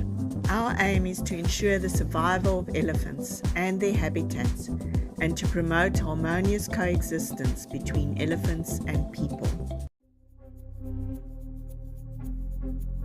This is just incredible. I've never seen a rock monitor versus a leopard before. Now, unfortunately, this monitor does not stand a chance. Oh, look at this. This is super exciting. Did you see that? Did you see how it used its tail? And you can see this leopard has had enough now. Stanley is such an awesome African penguin, and personally, my favorite. I love Stanley because of that amazing plumage variation, that beautiful broad black breastband with the cutest little white heart directly in the middle. And Stanley plays hard to get, but we are so happy to have him down here at Stony Point and can't wait to share Stanley's life with you.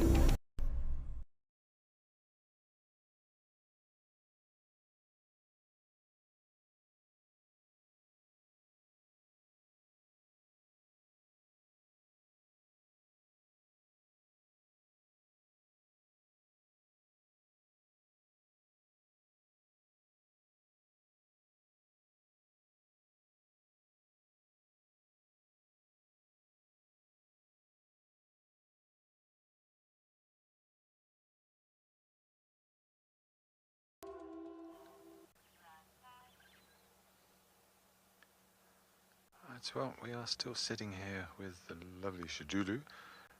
She is relatively flat in this long grass, as you can see. It's difficult to give you more of a visual than some spots at the moment. We were actually just saying she looks a bit like a cheetah from close up, with those very polka dot spots, so you can't actually see the rosettes. But you can see those nice contrasting black markings on the back of the ears, which is something for the cubs to follow when mum is moving through this long grass. And if we could see her tail, she has that white on the underside of the tail, which she carries quite high, and that is very much something that the youngsters can key off of as well. You imagine if you're a little tiny leopard cub trying to follow mum through grass which is waist high on a human, it's not easy. So it's nice to have a contrasting marking to key off of.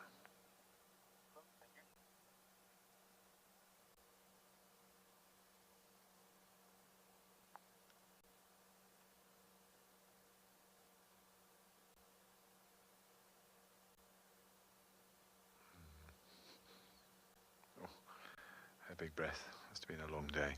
But what a day it's been. So 2 leopards and 2 prides of lions this afternoon, and an active hyena den. And very interesting listening to the updates that Hart was potentially suckling maybe Corky's cub as well. It's something I've also never heard of in hyena society. Obviously allo suckling is not something that would affect leopards.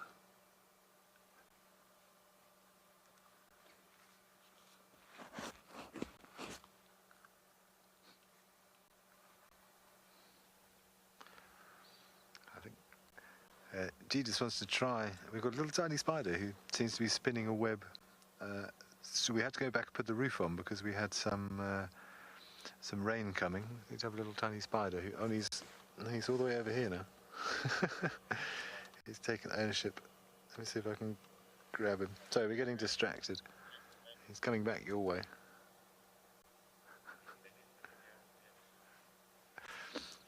We're becoming one with nature. Spiders are spinning their webs. We're trying to see what it is, but it's very difficult to see.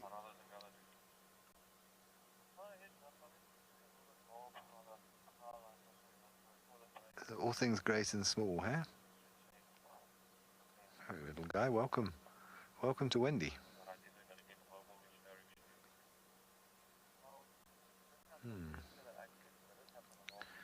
It's difficult to give you a species level. There are, of course, so many spiders out here, but if I'd have to guess, I'd say it was one of the field spiders. I mean, hairy field spider is quite a common spider that we see in this area. They've often got a little bit of orange on their abdomen, which I don't see, but they also do have those sort of banded legs.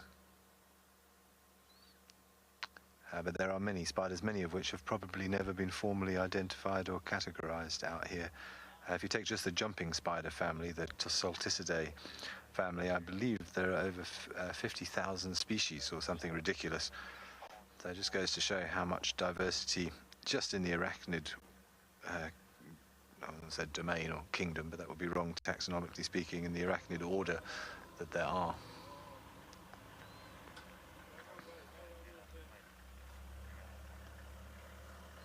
To see if we can find Chidulu again in the grass. There she is.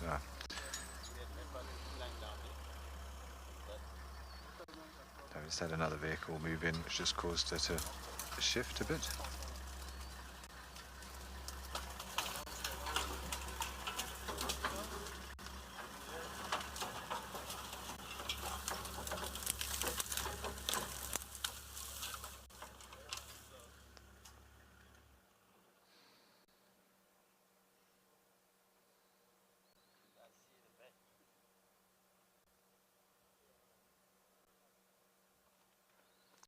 Amazing how tolerant these animals are.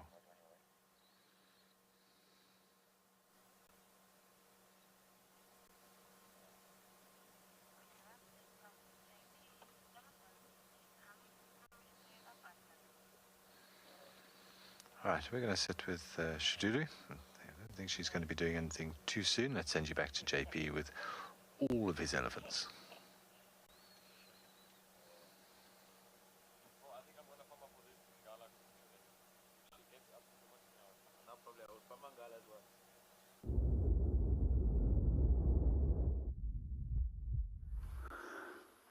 Welcome back to Pridelands. It's just absolutely amazing. We just thought about leaving, and then suddenly there was a large breeding herd of elephants approaching again, and we see that there's a wide range of different age groups. However, we are sitting in the vehicle, and the wind just actually turned, and you'll actually start noticing that they're actually smelling us. A large number of them, including some of the young ones, who are actually lifting their trunks up to try and detect what we are. I'm just going to continue talking softly, that they are aware of us. and that they don't get a sudden fright if they do decide to approach the vehicle. One of the things that I do also notice is that there's a fairly large bull that is also in the group. And what he was doing was simply focusing on the reproductive condition of females. And he actually was walking up to one of the females, took his trunk and exposed it to the reproductive area, and then immediately put it back into his mouth, so he can actually analyze it by means of the monoracial organ.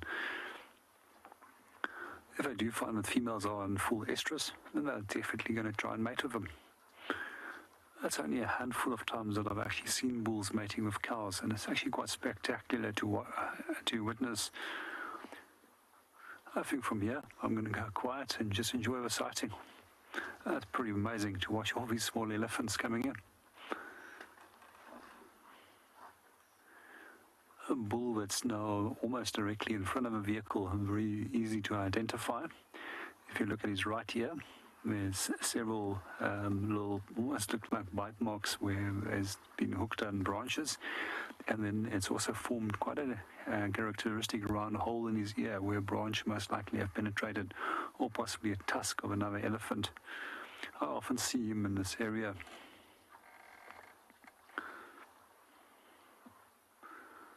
I'm just slightly crouching over here at the moment, as I don't want to get in the way of the camera. At the same time, I'm very happy that we can sit and watch these elephants. It's pretty amazing. This has absolutely made my day. And yes, it is pretty amazing, and especially with having so many little ones in the group. I just love these little elephants. We can also see there's some young bulls in this group, one that's directly in front of the vehicle. I'll probably guess that he's roughly some 12 or 15 years of age. You see he's putting his trunk in the mouth of the other elephant. That's a greeting signal. Something has bothered them on that side. I just want to watch. It's actually the bull that's hindering the females. Wait. It's all good. It's all good. It's all good. It's all good. It's all good. It's all good. It's all good. Wait.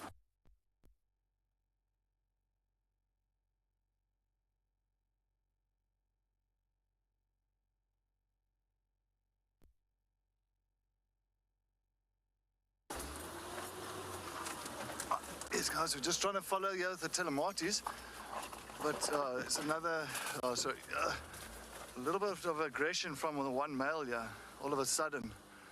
I don't know why, but they're all moving towards this one side here. I just want to see what's happening here.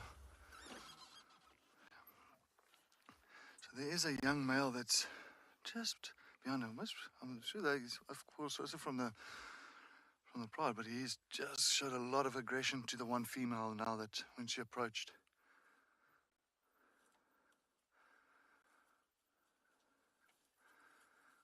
So you can see a very, very strong bond between the pride here.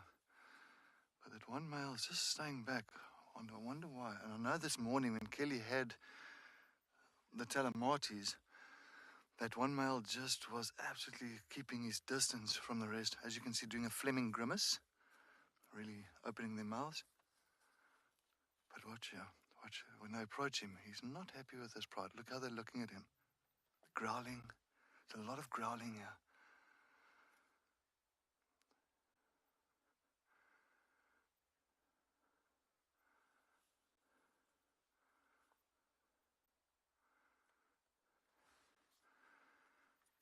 So while they're just sniffing here where this male was. Watch here. See, he's approaching the other male very cautiously. Watch this. There's a lot of aggression here. Look how the other male's going down, almost like a very, almost getting ready to like be submissive or become aggressive. But I just want to see, and they have a lot of Fleming grimace here as well.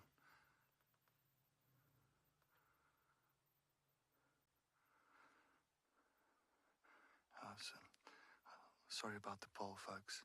Fortunately, as you know, I do have a rain roof on, so We do have obstruction now and again that comes through. But now I'm trying to figure out, excuse me, why is this other male not being accepted by the pride? Watch here. The other female's going that side. What? They grow.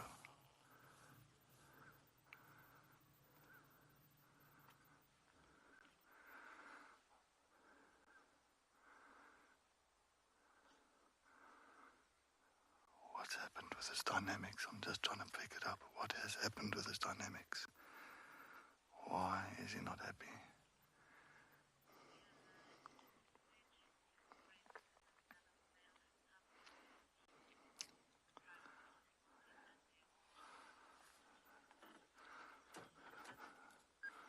Watch.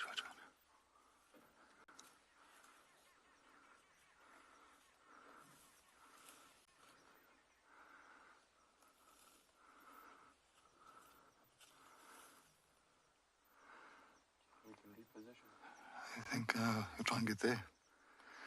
Ooh, yeah, alright. I'll try to. Okay. So I'm going to try quickly reposition, guys.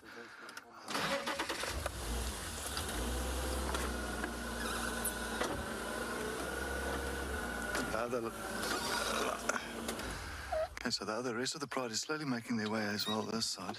That's further a little bit to the right of us. Sorry about that. But as I said, this is a very interesting dynamic because I know that the Tillamoatis have got the two young males that's been hanging around with the females for most of the time. Now, I haven't seen that male that we're looking at now. He is crouched. I didn't see nicely if he's part of the Tillamoatis, but the way they reacting to him, they were showing a lot of aggression, a lot of growling. Just before you guys got here, there was a little bit of a confrontation between one of the females and that young male that's crouching like that. And now the rest of the pride are moving towards him. And all of a sudden, he's just really displayed more like this crouching, submissive behavior and a very upset young male. So, watch. Now she's going to watch. She's going slowly. Hear the growling.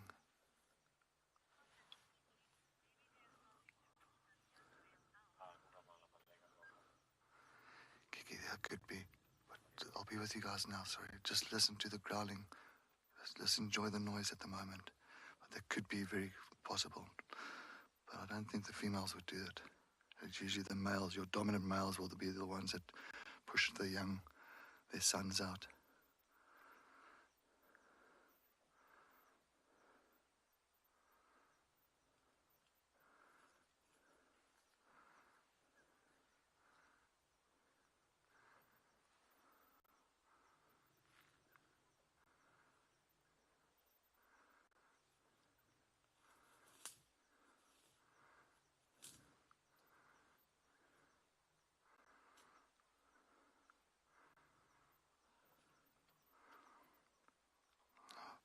Maybe you folks can't hear at the moment, but it's a lot of low growling between the females and that male that's lying down like that.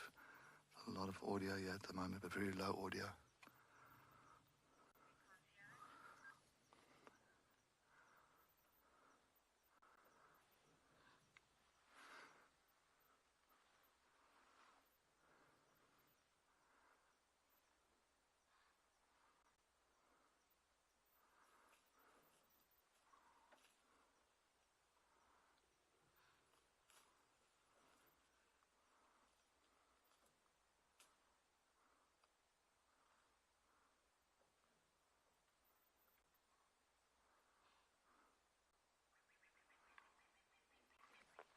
Typical that male, you can see he lined his body up to the pride that was coming towards him, to the females. And as soon as they started showing aggression to him, he just lined himself up.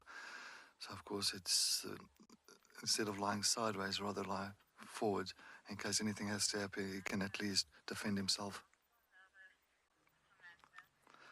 Samantha, myself, it's this is one of those things. I think it's something is going to play out here sooner or later, the way it is, because the one female's gone to the one side of him, the other female's to the left of him, and the rest of the pride.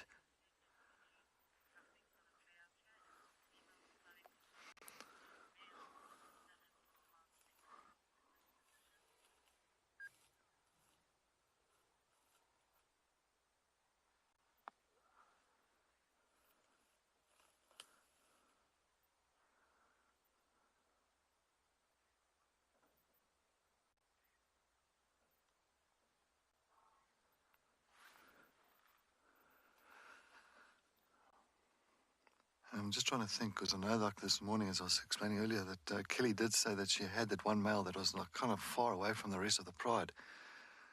And it's exactly the case again. So, and what happened during the night, or what happened in the last day or two with this young male, only time will tell. And just to kind of really ID him as well, and to see exactly where he's come from.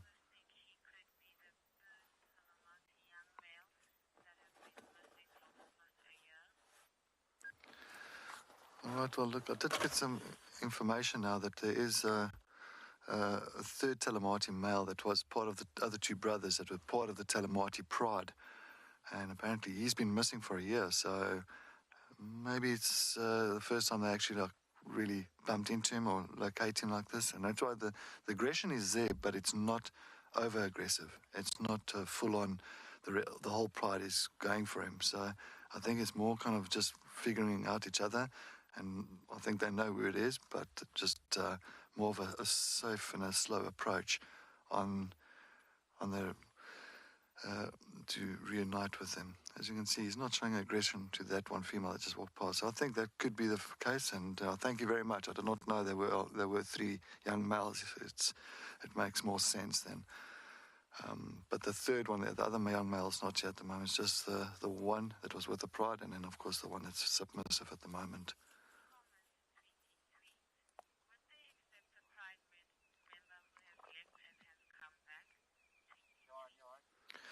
Tweety tweet, that's affirmative. They will definitely accept the pride member again. I've seen it in the Chilalo pride many years ago with a female called Bibi, Boerboel, because her tail was taken off by a hyena, so they had a little very stumpy tail, and she took the 4 young females that's known as the Mangeni pride now away from the Chilalas because of the Manjingalans that came in. And then she rejoined, of course, the pride of several months later. She rejoined the Chilala pride again, of course, with no altercation or with no problem. So that does happen. They can do that for sure. It's even if you look at Mapojos as well. Mapojos, I mean, the two Kinkitail and Mistiti, I mean, they created their own territory north of the 4 brothers. It was more in the southwest. And when Kinkitail got killed, old Mr. T went to go and join his brothers back in the southwestern area, and they accepted him with open paws. So, yeah, but that is, you can just see now how the whole dynamic worked out now. So definitely, I think that's why he's also, I think maybe that's why this morning when Kelly found them, I think that's why he was just slowly trying to get into with the pride. And now they've maybe noticed that he is around, and now this interaction, which was very interesting, very, very interesting, just to see how they accept him back. But yeah, that makes sense. But thank you very much once again, just to let me also understand that the 3 boys, all that male was also from this pride, and there were 3 males.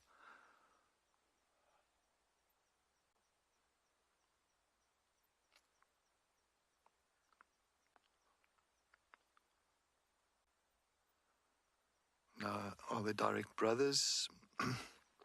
I'm not too sure on that. Maybe somebody can give me an answer on that. But the male that's pretty much lying and busy yawning there, I'm not too sure if he's a direct brother with that male that pretty much is submissive on the left of him. But they do look the same age. So maybe that's why he's hanging back, and the rest of the females gone back to the rest of the pride. That's just to the right of us, back to the power lines area, to the road.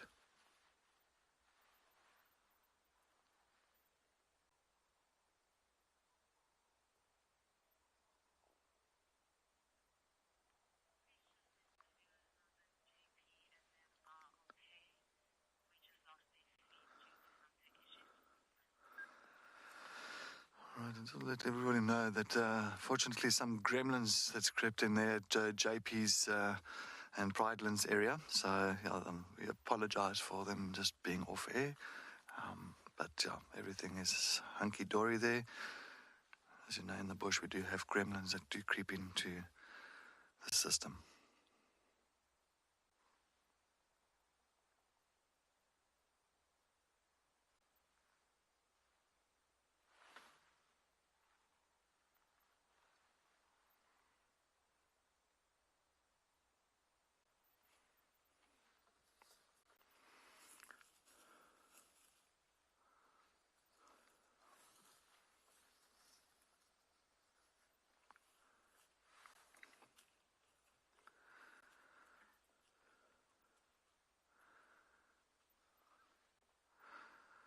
Clearly, of course, they just investigated that male. And you see now he's all of a sudden looking where they're going. I want to see, I wonder if he's going to follow all of a sudden. Has he kind of, is this where the acceptance is? We can rejoin, or is there still tension in the pride with this young male? I guess only time will tell.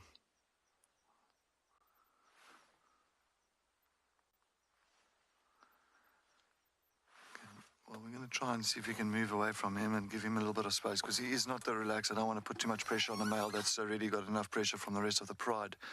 So I think I'm just going to try and make my way away from this boy by himself.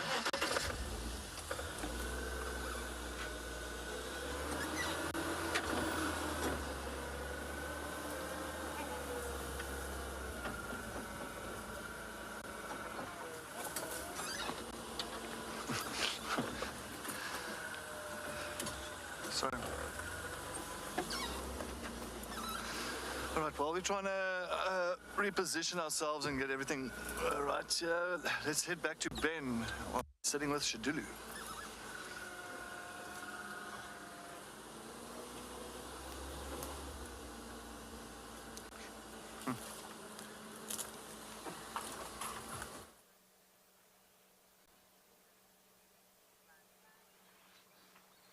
Sure, thanks Cedric. Sounds like you guys have had a fairly intense sighting there, but always interesting to see some interaction, certainly. Obviously not something we get too much of with leopards being a solitary animal, but the magnificent Chidulu has moved out of the long grass. She's currently lying on and has come east into Djuma, which is fantastic news. It looked as if she'd showed some interest. There are a couple of Impala in the bushes, but we can't see them now. But that's what she keeps sort of in that direction for. But she's laid down now. Maybe she's waiting for the cover of darkness. As you can see, her tail's not twitching, and that's normally a sign of some sort of anticipation if she really did have something. So I think she's safe in the knowledge that she knows there are somewhere in the bushes off to my right. Somewhere she's showing you, but we don't have visual of them anymore.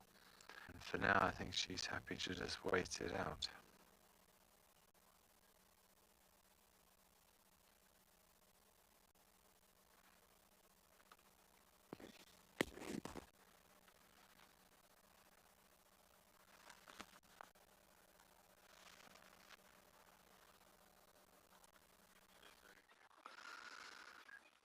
Okay, so we just positioned here with the telemark. Of course, all of them just sitting on the road. Actually, nothing further happened with that male. Now, just to the, he's not far, he's about 10 meters from the rest of the pride, yeah, just to the, I think this is going to be one of the moments where we can't see if he's going to rejoin with the pride and how they're going to react.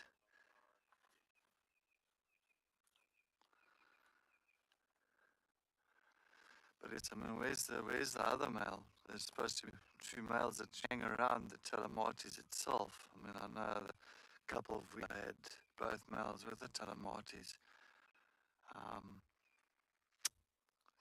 Yeah.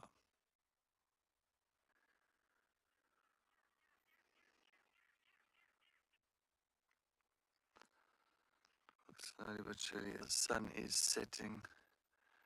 It's nice and cool. Just hoping that this pride can turn nice down tonight, so tomorrow morning we've got a sick sighting.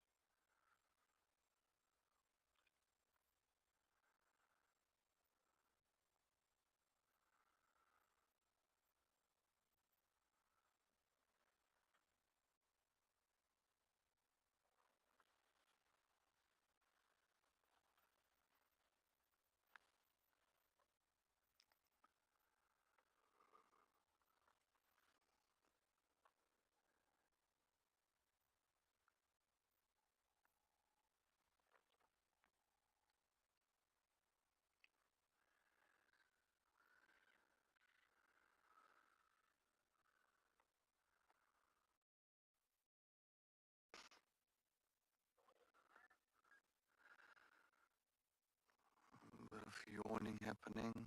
Many times you'll find it starts yawning just before they get going. They'll start times just to open those passages, airway, and their lungs. As well, self-grooming, allo-grooming, about moving around for the night and patrol their territory and hunts.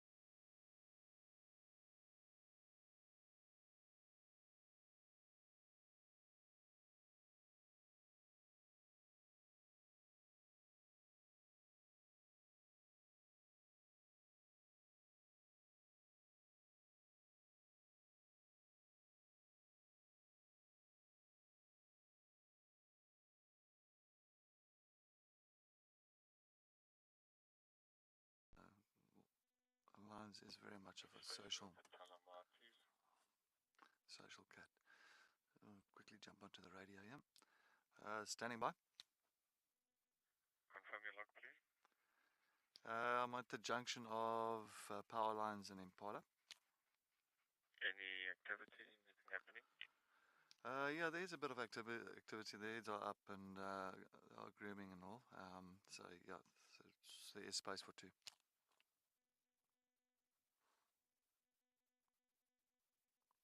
Alright, copy. I think both myself and Kaiser is going to make our way there. Copy that.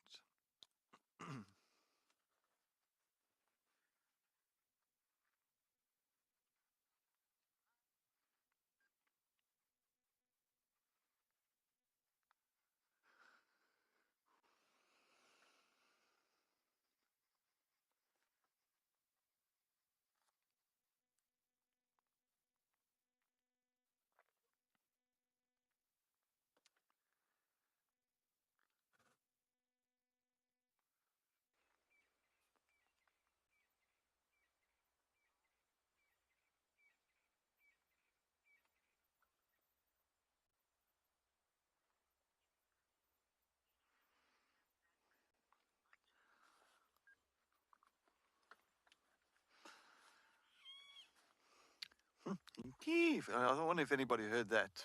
That was a golden-tailed woodpecker. Keef. Beautiful woodpecker. No visual. No visual on it, but nice, beautiful. Always an easy way to identify it. Think of a key, like a key that you put in a lock. So key.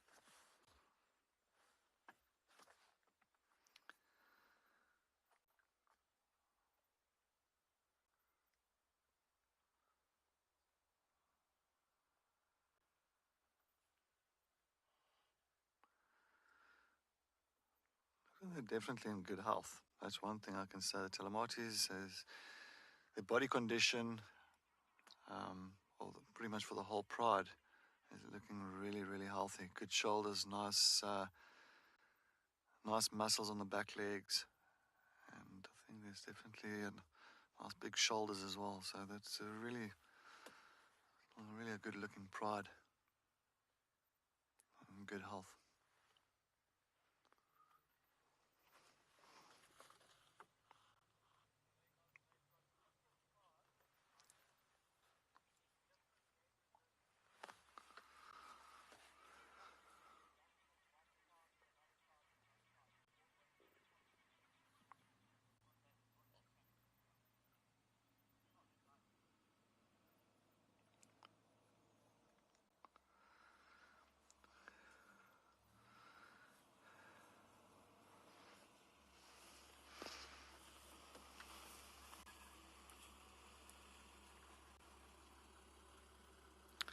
Right, while we sit with the Telematis, a couple of other vehicles have just joined us here. Let's head back to Ben and see what he's up to with Chidulu.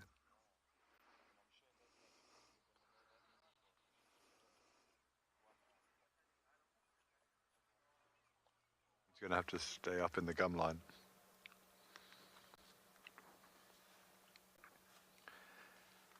Thanks, Cedric. Yep, we're still sitting here with Chidulu. We've managed to reposition and get round in front of her. She hasn't moved from when you were last with us. Apologies, we had a bit of a problem with our audio there. She's still lying on Impala Drive here, sort of vaguely showing a bit of interest in what is off to her right or left as we're looking at it. I can actually see an Impala through the trees. She's probably only about 50 meters in. I don't know, Gert, if you can you see that male Impala? About 10 o'clock from us. Looks like a young male in there. Again, please excuse the bars, guys. We've just got the roof on. It's okay. So look, there's the Impala, and she's sort of vaguely showing a little bit of interest. But so there's no tail twitching. There's no way she could see the Impala from where she's lying. But she knows that it's there. I think there's two of them in there. And I think she can hear them moving and she can smell them. And I'm sure she's just biding her time until darkness, when she very much has the upper hand.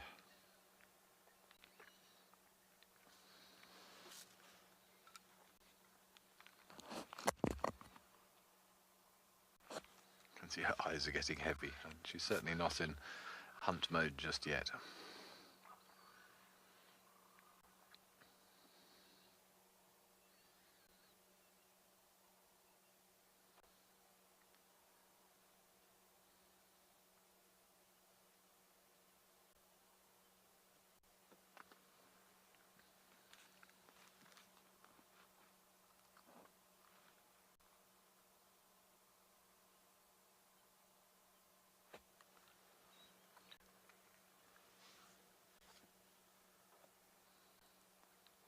Those very nice white eyebrows that she's got.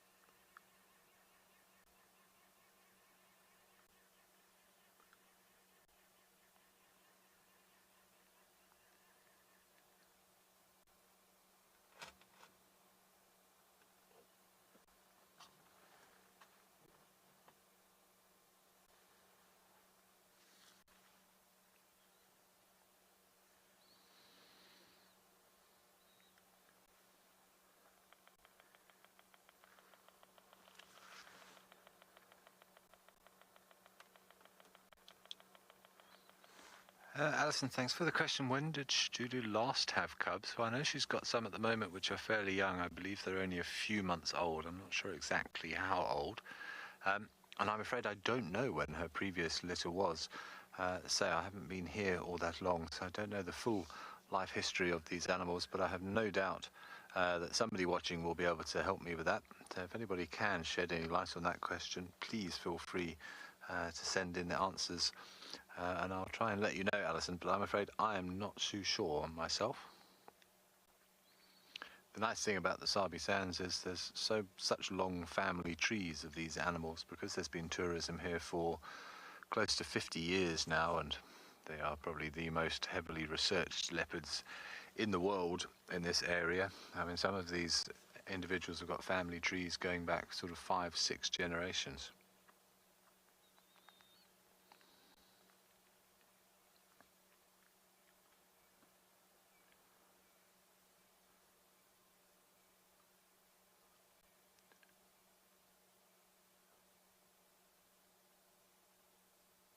Certainly a special moment for me last week when we had Tundi, Tulumba and Tulumba's two cubs all in one place. So we had grandmother, mother and granddaughters all together. Not many places in the world where you would see that, that's for sure. And I think Kelly was saying the other day that the first leopard that she ever saw with her mum when she came out to visit was Safari, who I believe was the mother of Tundi. So just with those 2 cubs of Tulumba, I mean, we can easily trace back 3 or 4 generations already.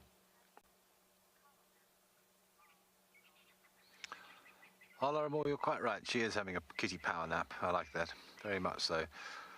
But her head is up. She's still aware.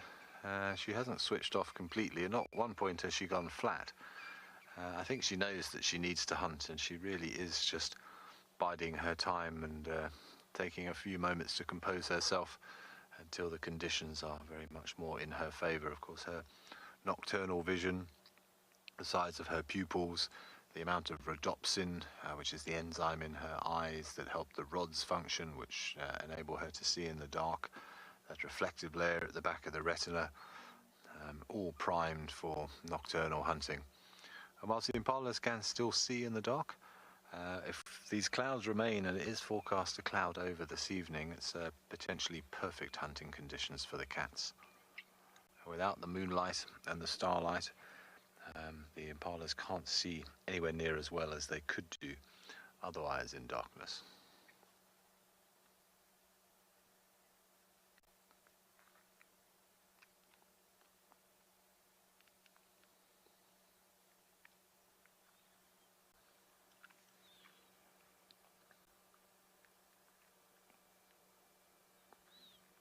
I don't see the impala anymore. Looks like they've moved away.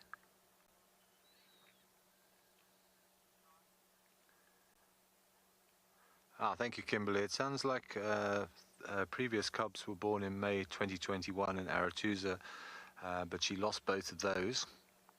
And unfortunately, she's lost one of her latest 2 as well. So as I was saying before, it's not an easy task bringing up leopard cubs, especially as basically a single mum. She has to leave them in den sites for long periods of time when she goes to look for food for them.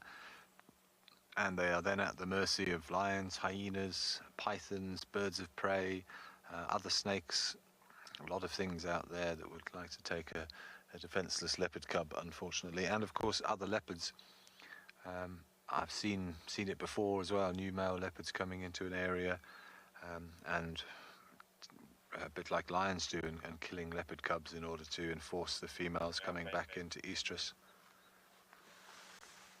Okay, I'm going to see whether she does anything else here, and we'll see, maybe we get a bit of stalking action in the not too distant future.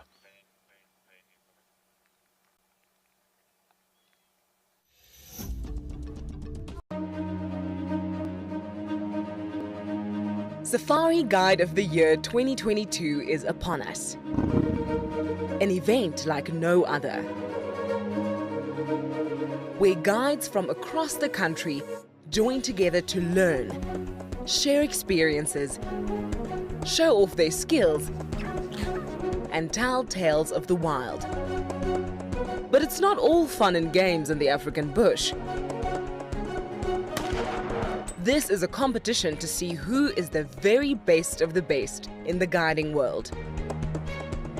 If you are a qualified safari guide and have what it takes to go up against your peers, download the nomination form from the FAGASA website and send it to md@fagasa.org.za by the 31st of March 2022. Dream it, guide it, win it.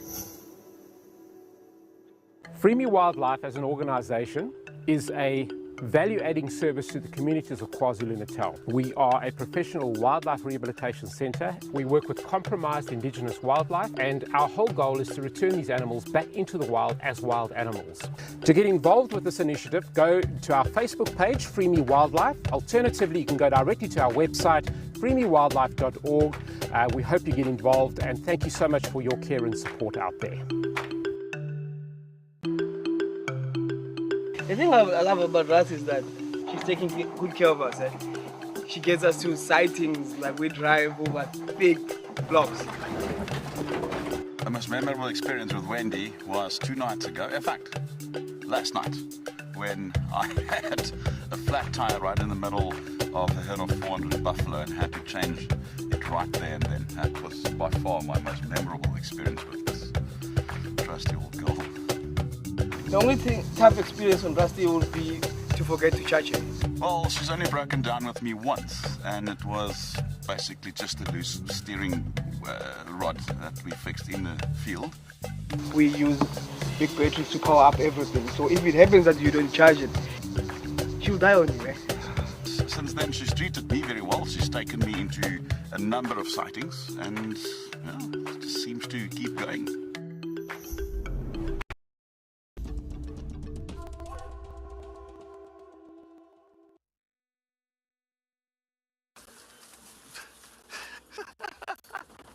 I think I'm doing the Flintstones out of here. Oh man, this is I can't believe it. Trying to get through, but with the rain roof, it's just so difficult. Anyway, we still got one or two coming behind here. Well, let's just see what we can get. Get the last ones here. Is there any coming? I want to double check. I just want to see. I don't think so. Okay, let's carry on forward. Sorry about that. No. Let's get it. Yeah.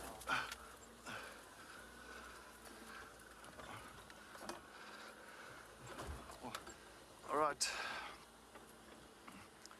We're going to go into IR. Just very shortly, we are going to go into IR and infrared. So, of course, we do have that to our disposal, which is absolutely amazing. So we can actually view them at night time without actually shining. But you'll find that the other vehicles with the lodges, they don't have IR, so they do use spotlight. But it's not too bad, because your nocturnal animals like your lions, your leopards, hyenas, they can regulate light flow. So if it's too much light, they reduce it. Too little, they increase it. There's the crystal reflectors behind the people.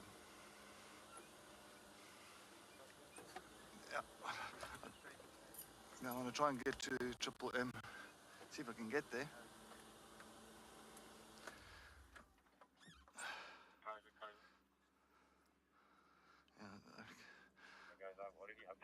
All right, they are going on to Triple M. Triple M north is straight. Oh, here comes the male next to us. Here comes this other male that's just following the rest of the pride. So this is the one that they can see is much thinner, eh? It's definitely much thinner compared to the rest of the pride. So of course they're just gonna, he's just following. Okay, let's just go a little bit forward here. I see, look how he keeps his distance. He looks at them, he's following them. They know he's there. But of course, this is a confrontation that they had earlier. It's definitely, as you can see now, slowly but surely they are looking back. Just see one or two of females earlier did show a lot of aggression to him. But I think that's definitely the male that's been missing for a year from the rest of the pride.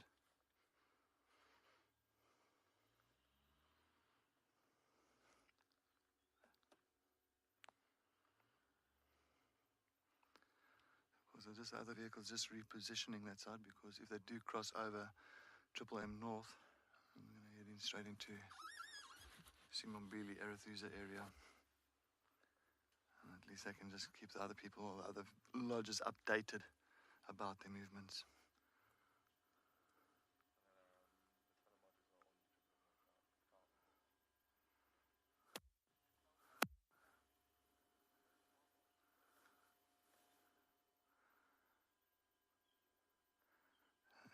He's still keeping his distance. The rest of the pride is on Triple M. As you can just see above his head, there's another line that's just above his head there, like that's sitting on the main road. So that's why he doesn't want to move any closer or any more forward, because he knows that he's going to have a bit of a confrontation with him.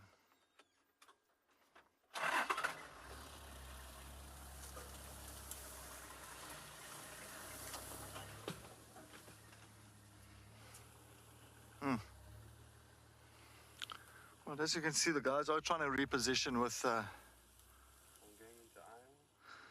other vehicles, but yeah, we are going to go into infrared so we can view them at night time.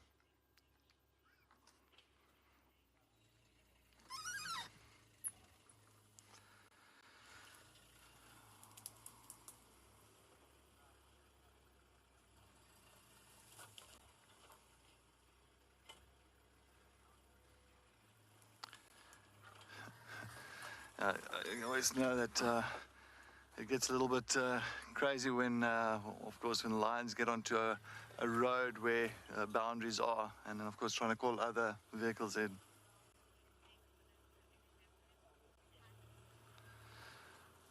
Good evening, Pat. How long will they take to accept me? Look, Pat, I'm not too sure. You know, it'll be different for every pride. It depends on how long they've been away, how long he's been away, what's the relationship to the pride itself. So there's a lot of factors to it. See, they are watching him. Look, they are watching him extra. Yeah, but I just want to take a look. All right, let me see if I can get around there. But each one is different. It depends on the pride itself. I mean, sometimes I've seen it happen over a day, sometimes longer, sometimes they don't accept them. So it depends on the dynamics of that pride. But of course, you can see his positioning is very low. So I just want to go a little bit forward. I just want to show that his positioning is very low. He's got the typical submissive behavior once again, like we saw earlier. Is like his head held low and real submissive to the rest of the pride. So they're not too far in front of him. It's they're maybe 10, 20 meters in front of him.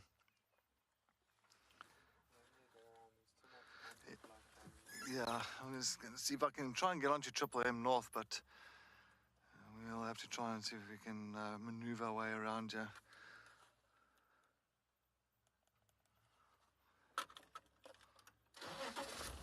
Okay, let's see. Let's see if we can get around him. So mate. And while we're trying to maneuver around this area to get to a better position, let's head back to Ben while he's sitting with Chidulu and see what's happening there.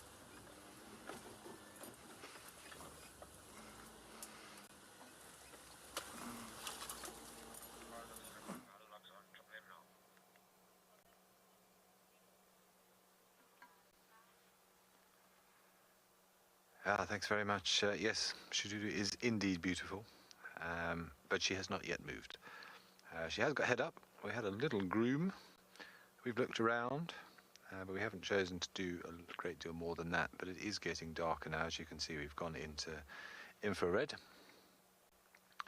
But she is still static on the road. Haven't heard or seen the impalas, but obviously with the light fading quickly, it's very difficult for us to see now. She most definitely has the advantage. He's a little beetle crawling across the road behind her. I'm sure she heard something there. You saw her head spin around.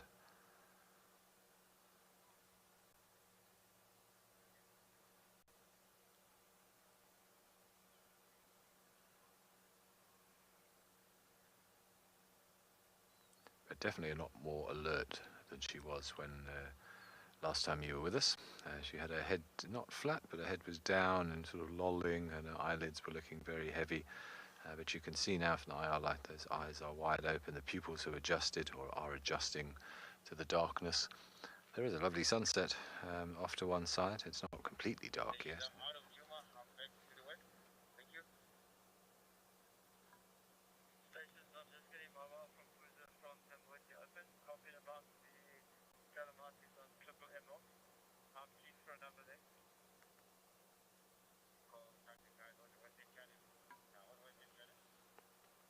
Having said that, the eyelids are getting heavy again.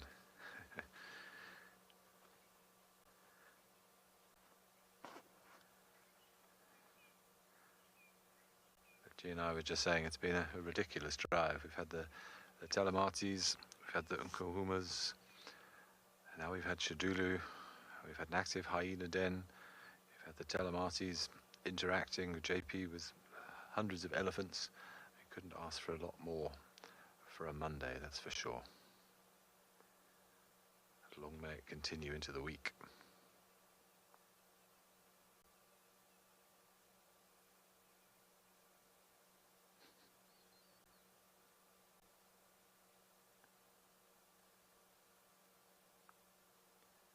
A little bit of an evening chorus. Had one or two night jars. You can hear the red-crested corans in the distance. The francolins in the spur fowls are giving their evening chorus.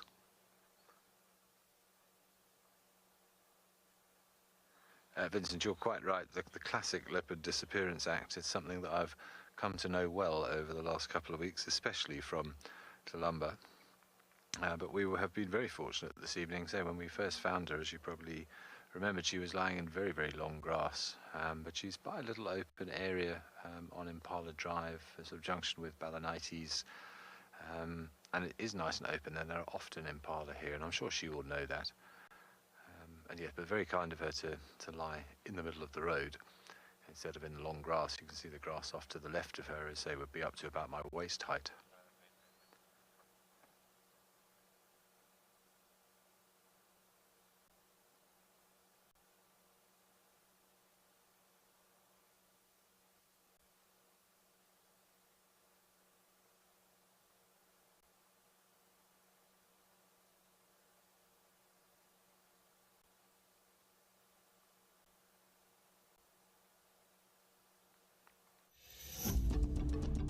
Over the past year, many WildEarth explorers have won life-changing travel prizes. Today I was told I have won the most amazing prize to go to Maritaba.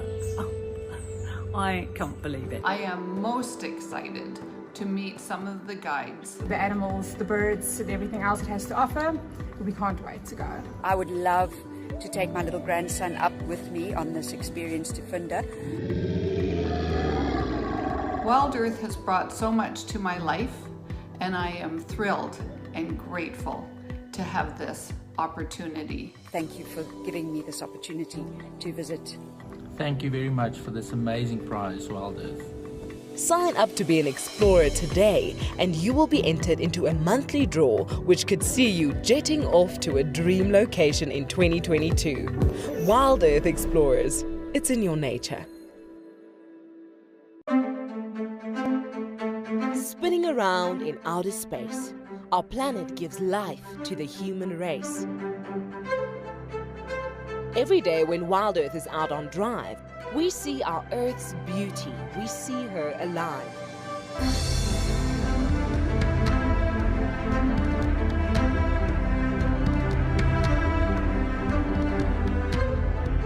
We need our planet, that is true, but our planet needs us too.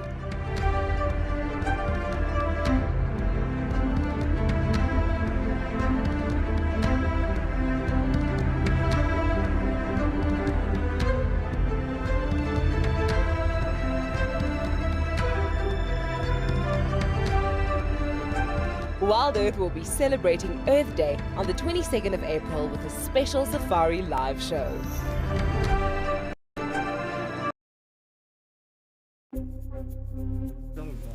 Right, so Marips has found himself a puff adder that he's busy playing with, which is dangerous. I've seen leopards die from puff adder bites.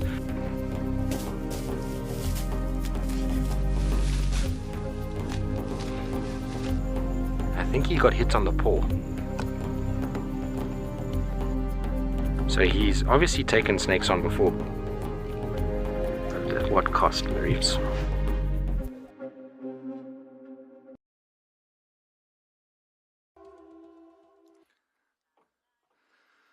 Yes, folks, welcome back. As you can still see, we are sitting with the Telemates. They have made their way onto Triple M North.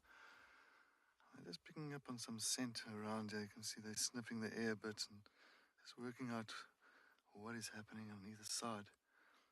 And as you know, that we do have that other male that's not too far off from them. Maybe another 15, 20 meters just in the Djuma side, just to the right of them. And of course, now and again, you'll find one or two of the females keep on looking back at him and just showing a bit of, like, how can I say, aggression towards him. And then they just pretty much ignore him again. So, but he is definitely following. He definitely wants to rejoin on this whole thing. So it is going to be interesting times coming in the next couple of days to really see the dynamics and really see how far he gets with his pride. So this is going to be one of those things that we're all going to wait and see in anticipation on the pride's movements. I really do hope he gets back. It'll be fantastic. It'll be good for the pride. It'll be good for him. And especially it'll be good for his brothers. You must understand that when the brothers do move away, and when they do become nomadic or half brothers, they will form a coalition together. And that is very important for the young boys to form that coalition. So one day they can back each other up when they've got a territory. All three of them have got a territory. They've got each other to back each other's sides up to make sure that there's no other males coming into the territory. And they can also mate with more females around. And they can have not just one pride, maybe 2 or 3 prides in their territory. So it's always very important to see that these males stick together forever. I mean, I've seen some of these coalitions get up to 5, 6 in a coalition. So they do get really big coalitions. Sometimes they do have a break-off, so they'll have 4 and 2 or 3 and 3. It does happen that way when the competition is just too great. But you can see that female, how she keeps on looking back and sniffing the air.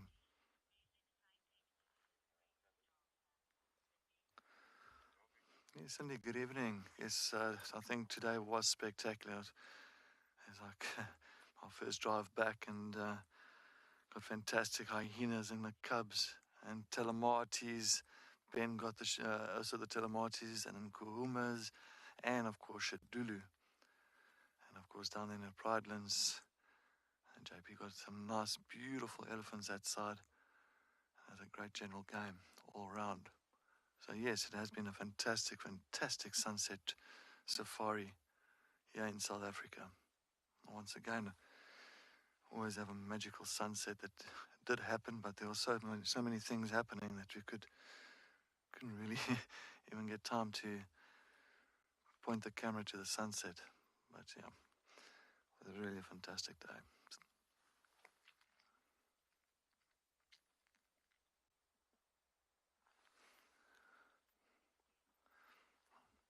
I'm just wondering where this pride is going to end up. But yeah, I just want to say thank you very much for joining us on the Sunset Safari today. Thank you very much for the questions. Thank you very much for the comments. And we all hold thumbs for certain animals around here, and hopefully that we can pick up on them tomorrow morning again and see what's happening. And hopefully the sunrise safari has got just as much as the sunset today. And I also thank the other guides. We thank Ben and JP in Pridelands. I think we all had a exciting, great day. Have a wonderful evening, everybody.